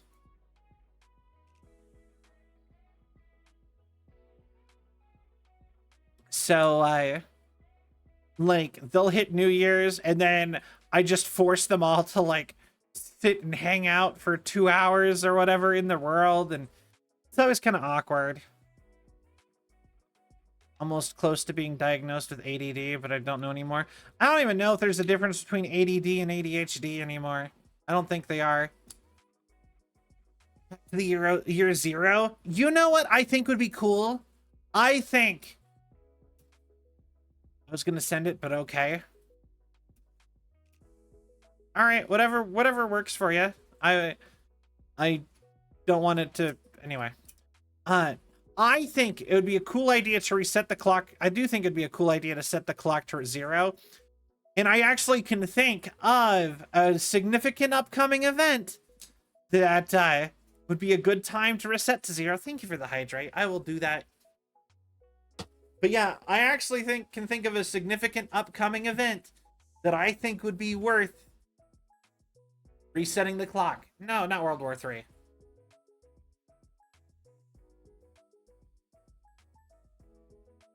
Thank you for the hydrate. I actually think I was gonna use the moon base, the Artemis, the construction of Artemis on the moon for the Artemis project. They're gonna start as of this year. Actually, they're gonna start sending modules to form the moon base, and by 2050, they want to have it be able to self-construct, so they no longer have to ship stuff there. And once it can self-construct, they're going to start taking civilians and not just astronauts. Piece of species have, we might just reset our societal clock to 0 with that one. Just to have like me and Syl hit New Year's and we wait for an hour or two, forgetting why we have to wait. Yeah. Medical professionals renamed it to ADHD. ADHD was a separate thing, and they combined them again, if that's what I remember right. They were considered separate, but now they're the same again. ADD is a specific version of ADHD. So now it's just like, it's all ADHD. It's like Asperger's syndrome with autism. It's all the same now. Hyperactivity disorder. But yeah, yeah, no, I always thought it was interesting. Yeah, exactly. That I just said that. But yeah, actually, I think the moon base would be a good time to redo, like our years. I don't know if I'd want to set it to back to 0, though. I almost feel like we should reset it back to, like, the earliest known. Like, I think we should set it back to, like, Egyptian time, honestly. Just add, like, 1,000 years to our time.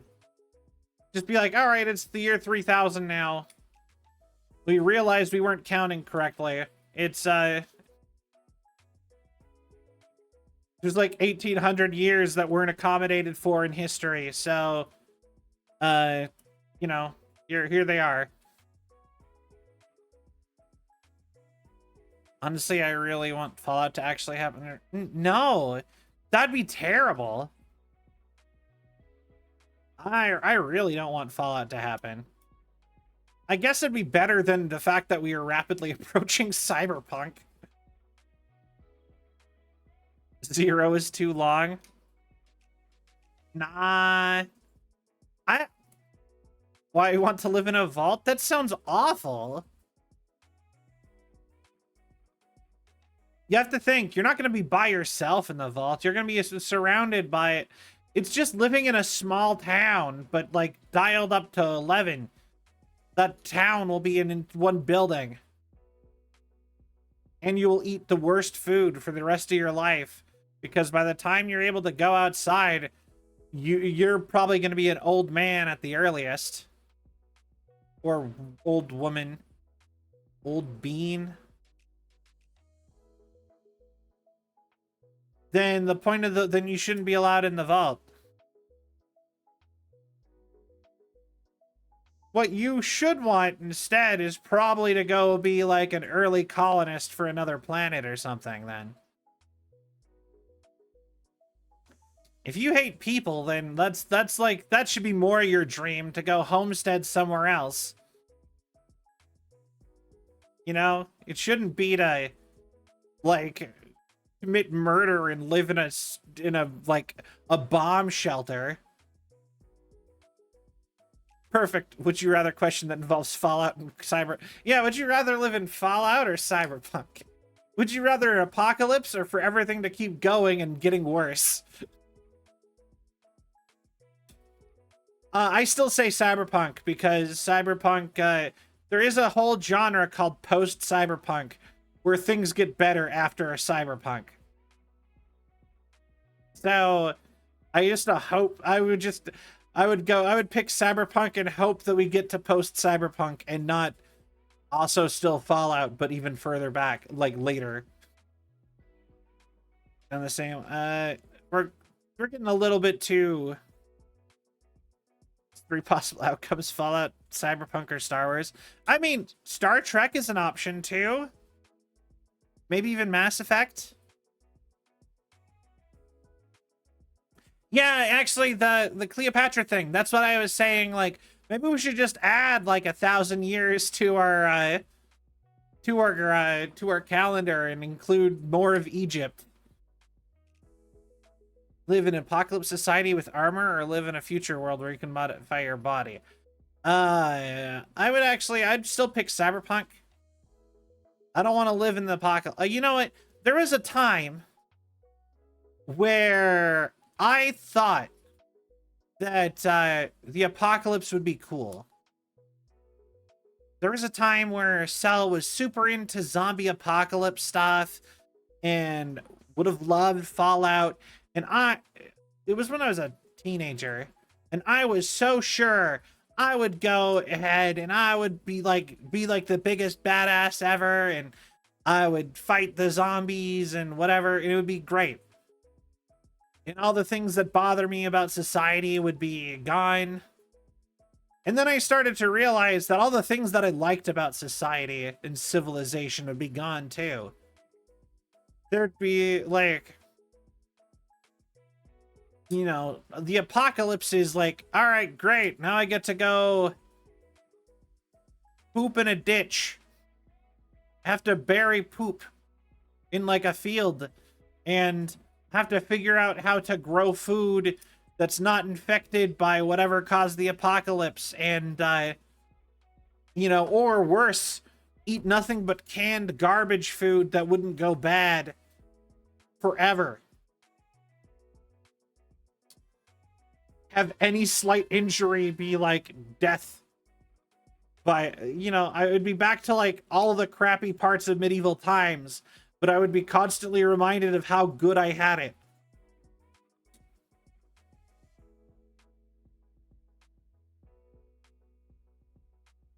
Like Cyberpunk, except it doesn't get worse, just ups and downs. I mean, yeah. Anyway, let's change the let's change the subject. Because we don't have time to unpack all of that. I don't know if any of you guys have seen that. I don't know what that's from. I think it's from a musical. It's like the only sound on our soundboard in the Discord server. And it's because I really liked it as a meme for a little while. And I had just the soundbite from trying to make a like a TikTok short out of it. And I gave up on that. But it was also the only like meme thing I had when they brought out soundboards. So it's just like, all right, let's change the subject. You know what? I want to get more into musicals. I like musicals when I watch them. I don't like some musicals that I've seen, but like looking back, there was a time where I kind of cringed at musicals. But I don't think I've ever actually disliked a musical. Like, disliked a musical. So, like, I don't know. I could list off every single musical I've ever watched right now. I watched all of the High School Musicals when I was, like, a kid. I've watched Gallivant on TV. That's a really good show. the store untold, Gallivant.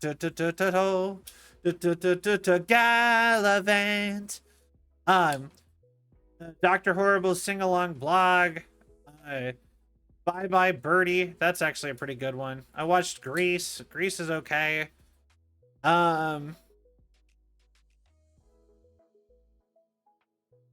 that it? Is that actually it for me? For musicals that I've actually sat down and watched? Assuming we're not counting the Disney ones. The cringiest musical I've ever seen? I don't even know. Actually, you know what? I might give that one to Bye Bye Birdie. Mostly because the song, like, so I used to be, when I was in school, I did auditorium technology. So whenever we did plays, I was up in the audio booth doing the audio and light booth, managing the audio and lights, right? With a bunch of other students. But I was always this, I was very frequently one of the people for that, right? So, so I was up there managing all the stuff, and I had to listen to that musical over and over and over and over and over and over and over again. And they have one song in particular that that was super cringy and super annoying, that played like 5 times in the play every single time. And the play would have like multiple showings a night. So on the weekends, I would just, and I'd have to go sit through the practices. Good night, Zebot. Thank you for hanging out.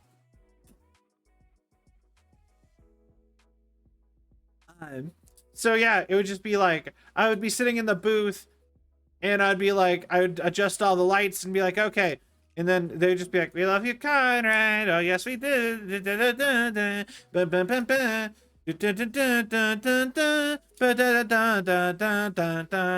you're like, oh god, again.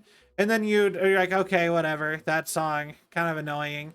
And then, you know, 20 minutes or 15 minutes later, it's we love you, Conrad. Oh, just with the, and you're just like, stop.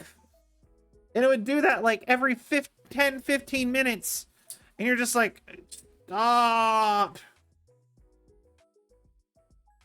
At least the other songs played like once. That one was so bad. It was so bad. Oh well. But I like the musical as a whole, and actually I would be interested in watching it otherwise. I just haven't seen it yet. I haven't seen other musicals. Maybe now that it's been a minute since I watched Bye Bye Birdie, maybe I would enjoy it. Maybe I would enjoy it in a musical like a movie version. Is Bohemian Rhapsody a musical? Technically. The thing is that Mamma Mia was annoying to me. So the thing is with musicals is technically any song with any movie with music is a musical. But that's not, when people say they like musicals, they don't mean I like movies with songs in them, where the song is built into the story. And I'm like, oh, so that's a lot of movies. You know what I mean? That's not like, it's not a genre. A musical isn't a, like, but musical is also a genre because it's a style of live, like, it's because of plays. In a play, a musical is a very set type of thing, and then that translates to a movie.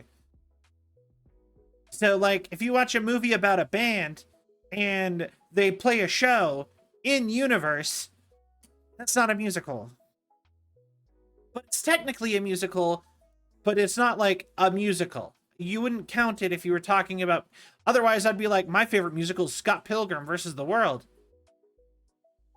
I wouldn't call that a music. That doesn't seem like a musical, right? I like movies with a soundtrack. Back in my day, we used to watch movies without sound. You don't know how good you have it. I tell you what, when I used to walk up this hill, there and back barefoot through the winter, up to see the theater. It cost me 13 nickels.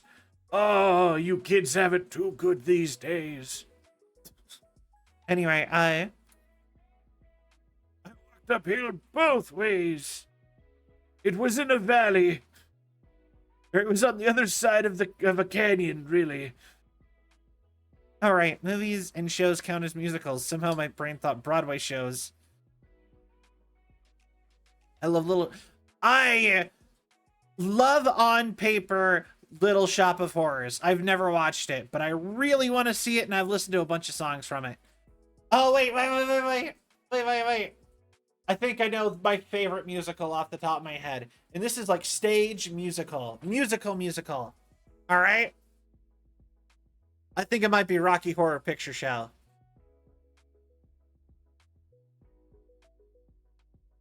I love Rocky Horror Picture Show.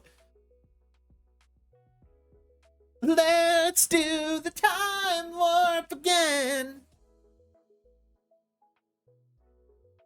Yeah. Should have Gramps, you had sound. I know you had to dance to the entertainer. Actually, speaking of, you ever do like, what is a really cool thing I did go to once? Anticipation. Yeah, a really cool thing I did go to at one point was I actually went to a showing of Nosferatu, which I think that movie is from like the 1800s or something. It's really old. It's black and white, no sound.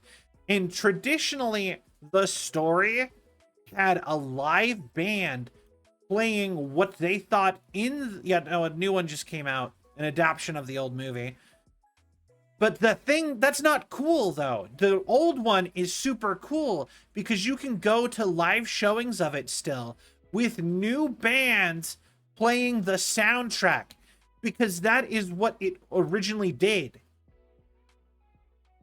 So when that movie originally came out in theaters, they had a live band composing the music for the movie.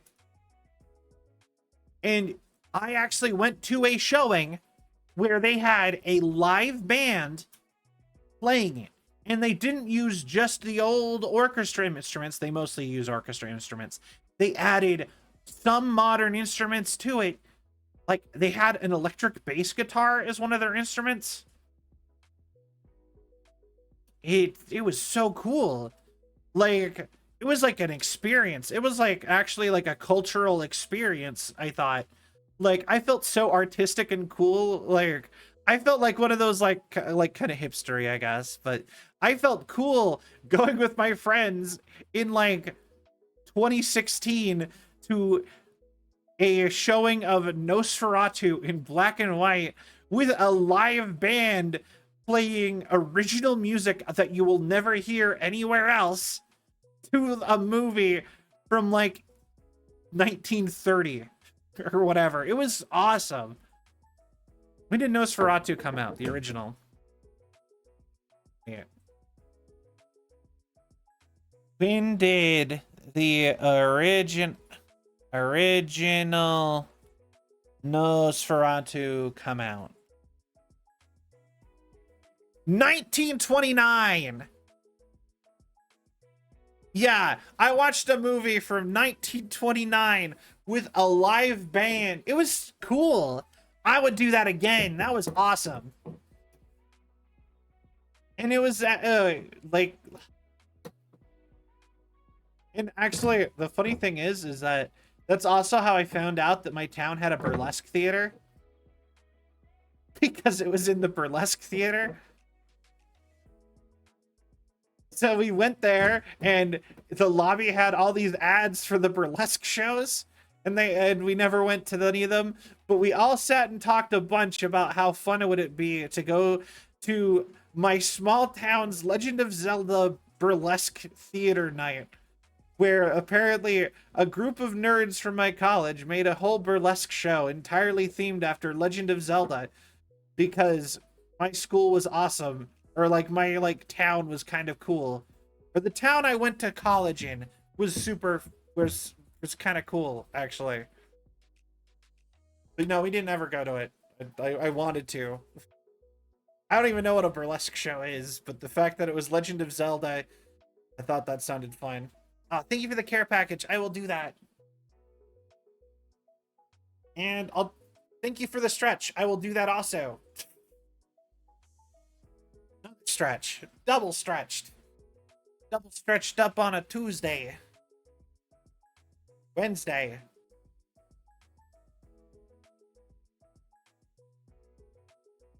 Ah.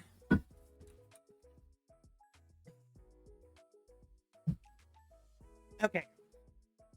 But yeah, like I said, that was super cool. I love doing that. That was one of the cooler events I've gone to, I would say. Highly recommend if you find out about it, like I think they still tour because it's a band specifically doing that. And they're like an orchestra. They're like equal parts orchestra and like jazz band, something like that, right? And they were on tour with the movie Nosferatu, doing a live show, like live composition of it. So at least if you're in America, try looking it up and seeing if you can go see it, because I thought it was cool. You're about to hear fireworks in 20 minutes? Yeah, probably. I've already been hearing fireworks. Live shows are just really impressive to see. Play or orchestra, not messing up for hours is incredible. I agree. But I will say, I'm not a fan of concerts. I really thought I would like concerts. I was so into like so many bands and stuff when I was younger. And like I still like bands. I still like music. But like I was like super into like the metal. I was in the like a huge metal fandom whatever thing. I went to school every day in a leather jacket and band t-shirts for like Metallica and stuff, and I'm like, yeah, metal. And I'd wear like studded bracelets and necklaces and stuff, and I literally was weaving. I just found this the other day. I made a barbed wire bracelet out of paper clips. You know, and I used to wear like 6 or 7 of these just around as part of like my I'm a metalhead, yeah, like ensemble or whatever. And yeah, I was super into it. But like I'm too sensitive to loud noises, and concerts are just super uncomfortable every time I've gone to one. Like every time I go to a concert, it's just like, I don't know, it's just a worse way to listen to music than just headphones. Watch the music video, it's way better. She said, I asked to go to the Green Day concert. She said she never heard of them. How cool is that? Weezer? Huh. I actually am a big fan of Weezer. I like them, actually. I know that they're like, I know a lot of people make fun of them as a band, but I like them. But yeah, like I said, whenever I've gone to a concert, it's too loud, it's too uncomfortable, it's I don't know, I don't get the appeal as much. But I would love to go to a live show like a musical. I think that'd be really fun. I really wanted to go to the Sonic the Hedgehog Symphony that came to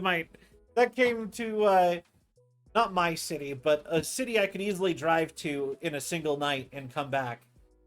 And they had the Sonic the Hedgehog Sega whatever orchestra, including I think Crush 40. And I really wanted to go to it because I just thought that'd be a fun event to go to. What song is that from? Probably one of the songs I don't listen to very often.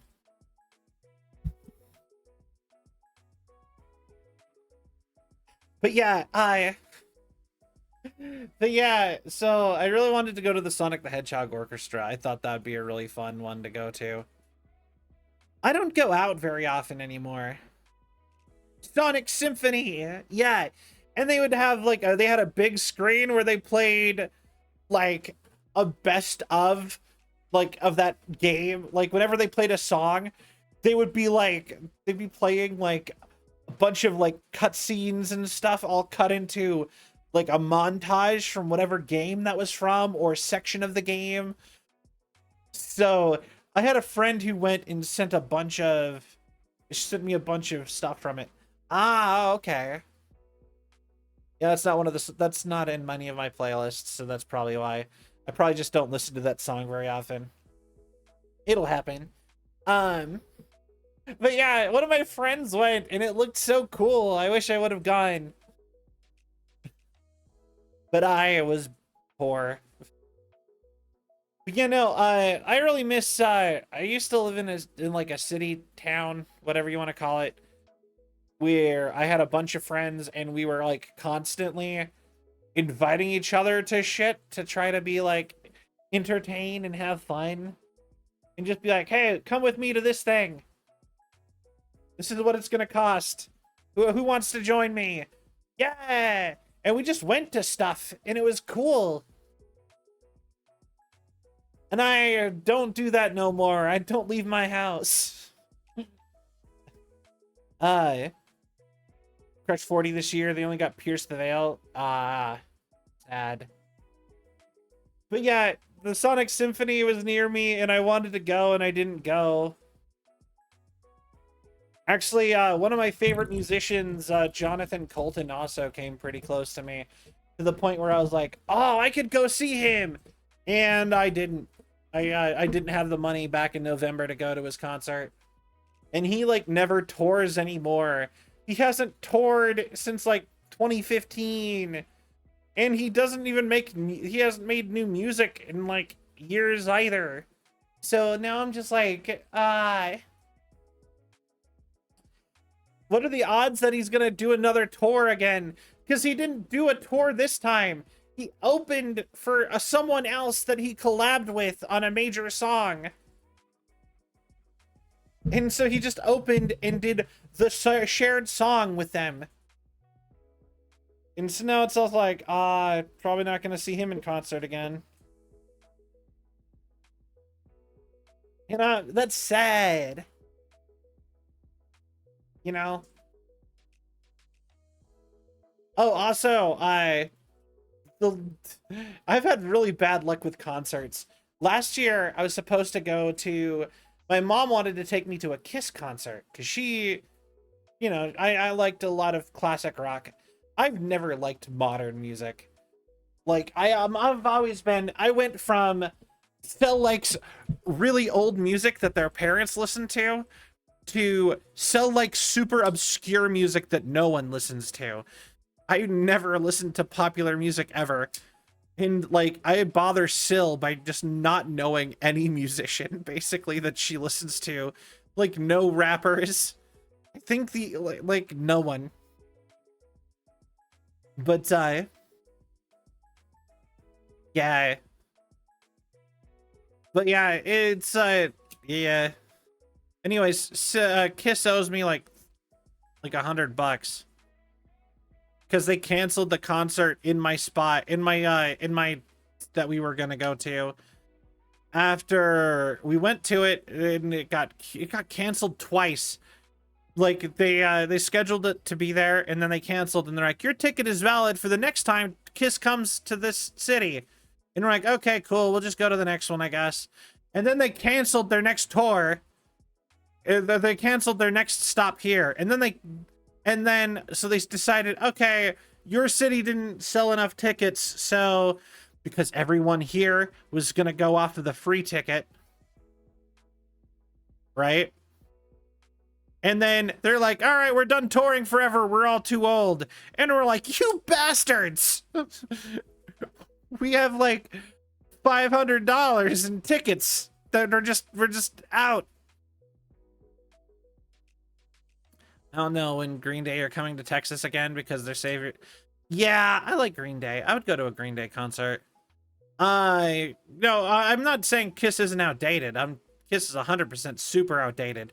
I was just saying I was gonna go to a Kiss concert with my mom, and this is what happened. And it was like, and me, and it's just like, yeah, it was just terrible, super disrespectful to us, the viewers or the fans or whatever. I don't even know if I would call myself a fan of Kiss, really. I like 4 of their songs. They're not the best band. They're an okay band. But yeah, like I said, it's just funny to me. You know what I mean? Just like at this point, it's funny, a little bit infuriating. Like, oh yeah, okay. Of course that's how that's gonna go. Yeah, we'll just be out $500, sure. They've been outed. Fair enough, I guess. You know what? Extra good that I didn't go to them then.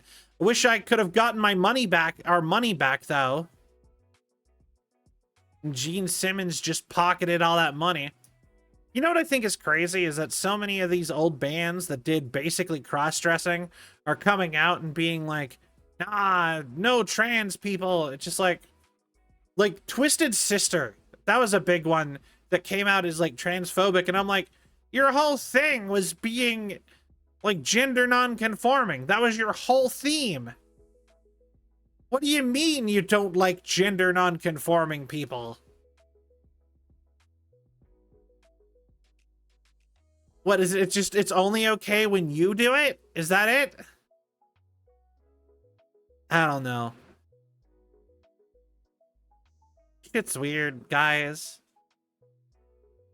It's not that hard to just be cool and not care.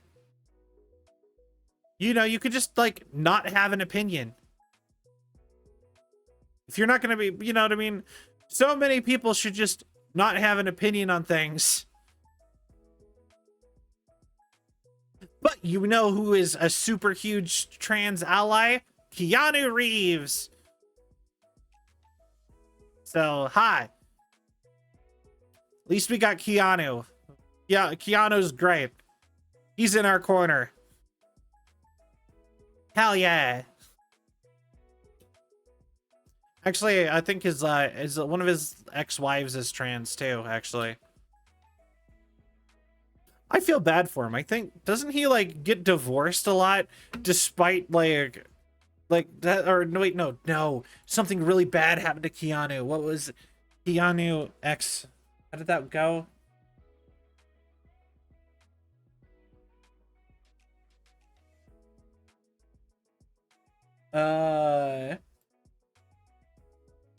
Oh yeah, I know. His wife died in a car accident.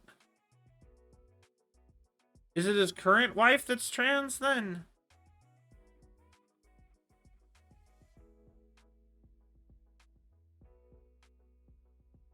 I don't know. All I know is he dated a trans woman. I love Keanu. Keanu's great. He's very supportive. Yeah! There's plenty of cool people. We don't have to sit and focus on the people who suck. They don't matter. Also, I have 2 minutes until New Year's. Let's go. That's like the exact time. Do I have like a countdown? Should I pull up a countdown? Oh shit, that's bad. What do you mean that's bad?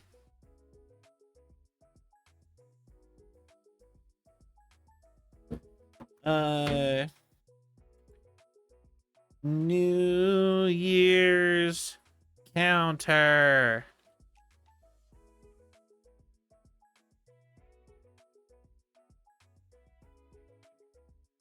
Oh, okay, good. They're of course they're already they've already moved on to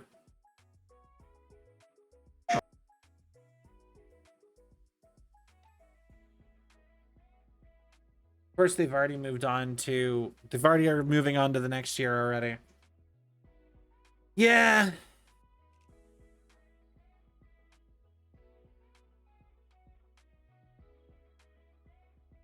No, not that one. Yeah, apparently, yeah, the live ball drop is already over, so...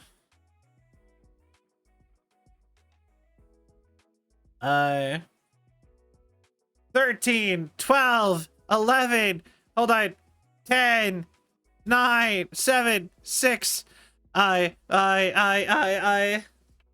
2, 1. Happy New Year! Yeah! Woo! Happy New Year! May all acquaintance be forgot. I didn't get a video up in time. Do do do do do do do do da da da da. Auld Lang Syne. Yeah. When I pulled it up, I didn't think that I was going to have 10 seconds on the clock.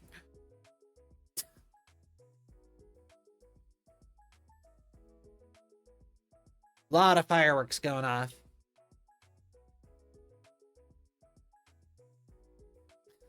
That's our professional streamer. Yeah. The most professionalist. But yeah, it is now 2025. I don't know how to feel about that, but hey, it happened either way. And you know what? I'm feeling like this is gonna be the year, you know?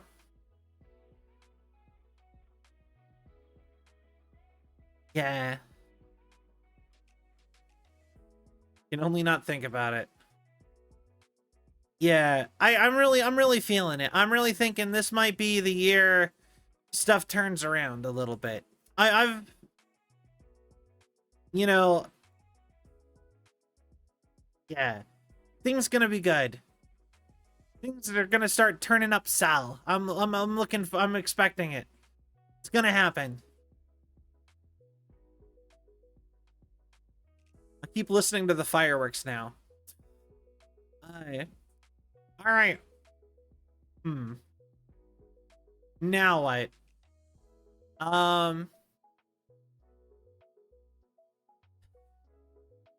You ever see those memes where it's like it's almost 2014? No?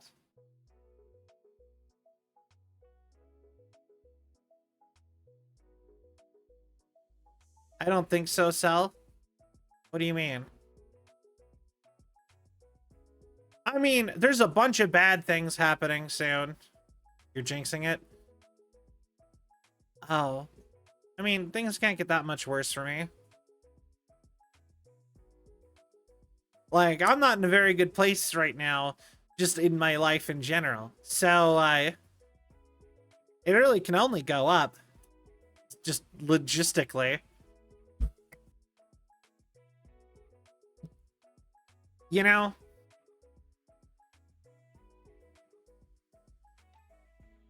But yeah. And another jinx? No. Jinxes aren't real. Real, did we get him energy?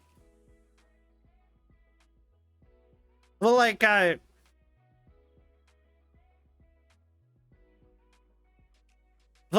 like I said, you know, I'm really feeling like it's gonna be the year. Something's gonna happen. I feel like something good has to happen. The right stuff's been going. Even if that good thing is just like the moon base goes off without a hitch and doesn't get delayed, I'd be excited about that. Or if the good thing is, yeah, my individual life gets better. Or, I don't know, who knows, maybe I'll make it big and I'll be able to be a full-time streamer this year. Something. I want something good'll happen. Yeah, we'll hit 1K soon. I'm sure of it. I mean, we hit We hit 760. We did almost the entirety of 700 in like literally since like November. So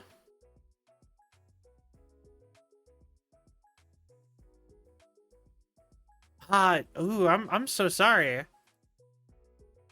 That's the exact thing that I've like I've been pretty close to that a couple times recently. So I feel that. I'm really hoping that that doesn't happen. I guess worst I wouldn't be homeless, but I'd be technically homeless. But I'm really glad that you're no longer homeless, Matt.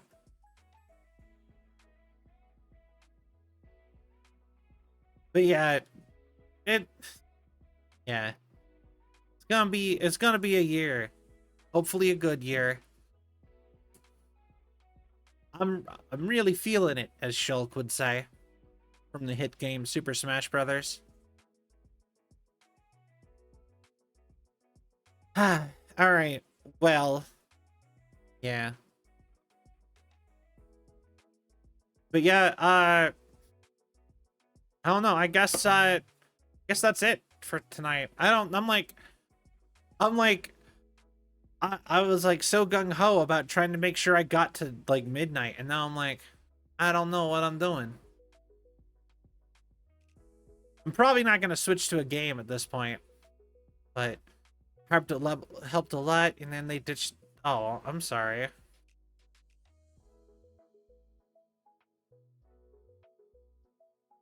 Yeah, I mean, yeah. All right. So yeah, I guess talk about some immediate plans for the upcoming week or so. Tomorrow, I have 2 things I need to do. Just period. And then I'll be able to stream. Both of those things are both fairly early. So, in fact, I actually probably should wrap up after this if I want to make sure I'm up and ready to go for that. But I got 2 things, and then I'm going to I'm actually thinking I might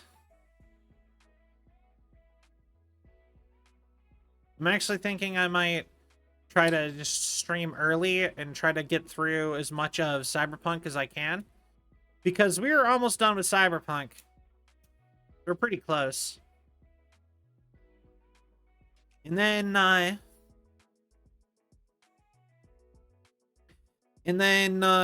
as per my deal with Syl, then we're gonna start Silent Hill.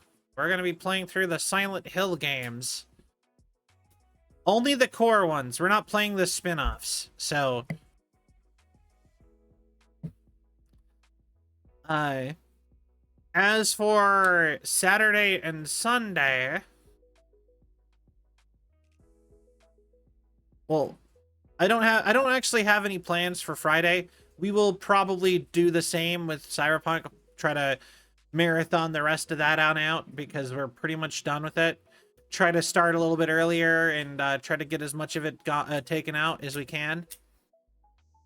And then Saturday and Sunday we'll probably start stream a little bit later because I have a gig to go. I have like I have a thing I have to go do. I have like a part-time gig as a security guard. I have to go 5 nights at Freddy's, a building. And I should be done early enough to not mess up stream time. But last time they held me another 2 hours, so stream might start around, if everything goes well, stream will start normal time on Saturday and Sunday. If not, it'll start like 9. It'll help me with my wanted career, which is Yeah, I hope you get it. I really do. Like, I love music. FNAF IRL. Yeah, I might just go live FNAF for a bit. Just gonna go live Five Nights at Freddy's. Living the dream. Dur dur dur dur dur dur dur dur dur dur dur dur dur dur dur dur dur. Yeah, but yeah, we're that'll be fine. And then after that, like I said, and then it'll be back to Monday. It'll flip back around to Monday, and we will, and we'll see. It'll probably be back to daily streaming now that the holidays are over. This weekend is probably the only time it's gonna be like the last of it being kind of weird with possibly, but it'll be more predictable after this weekend. So, I think I'm gonna actually end here. I'm going to raid somebody. I'm probably gonna raid the... Yeah, the tone in your voice sounds like you're ending soon. Yeah, I have an appointment at 10 o'clock in the morning. I just thought about that. I hadn't thought about it this whole time. And I have been going for 4.5 hours, so I'm gonna raid somebody. Somebody who was here earlier, in fact, actually. And, Happy New Year! Came back last minute. Welcome back. Happy New Year, Bug. But yeah, it's been fine. And I actually want to start trying to do more of these just chattings more often. I actually really enjoy them. But yeah, so thank you all so much for watching. I hope you all had a cell of a time. If you enjoyed the show and you haven't yet, please give a follow. It really helps with the algorithm and my self-esteem. It helps us reach our goals. Join the Discord if you haven't yet for updates on all things Cell. Follow me on all my socials. We are trying to have a video coming out every Monday and Thursday, or yeah, Monday and Thursday or Tuesday and Thursday. I can't remember what I set it to. If you would like, you can follow me on Patreon. The only thing currently on there is my VShojo audition. Feel free to go check that out. That's kind of interesting, I think. And if you'd like to get merch, you can get our Corpo merch for the company that made me right there. I hope you have a wonderful time, guys. Happy New Year's. Good night, everybody.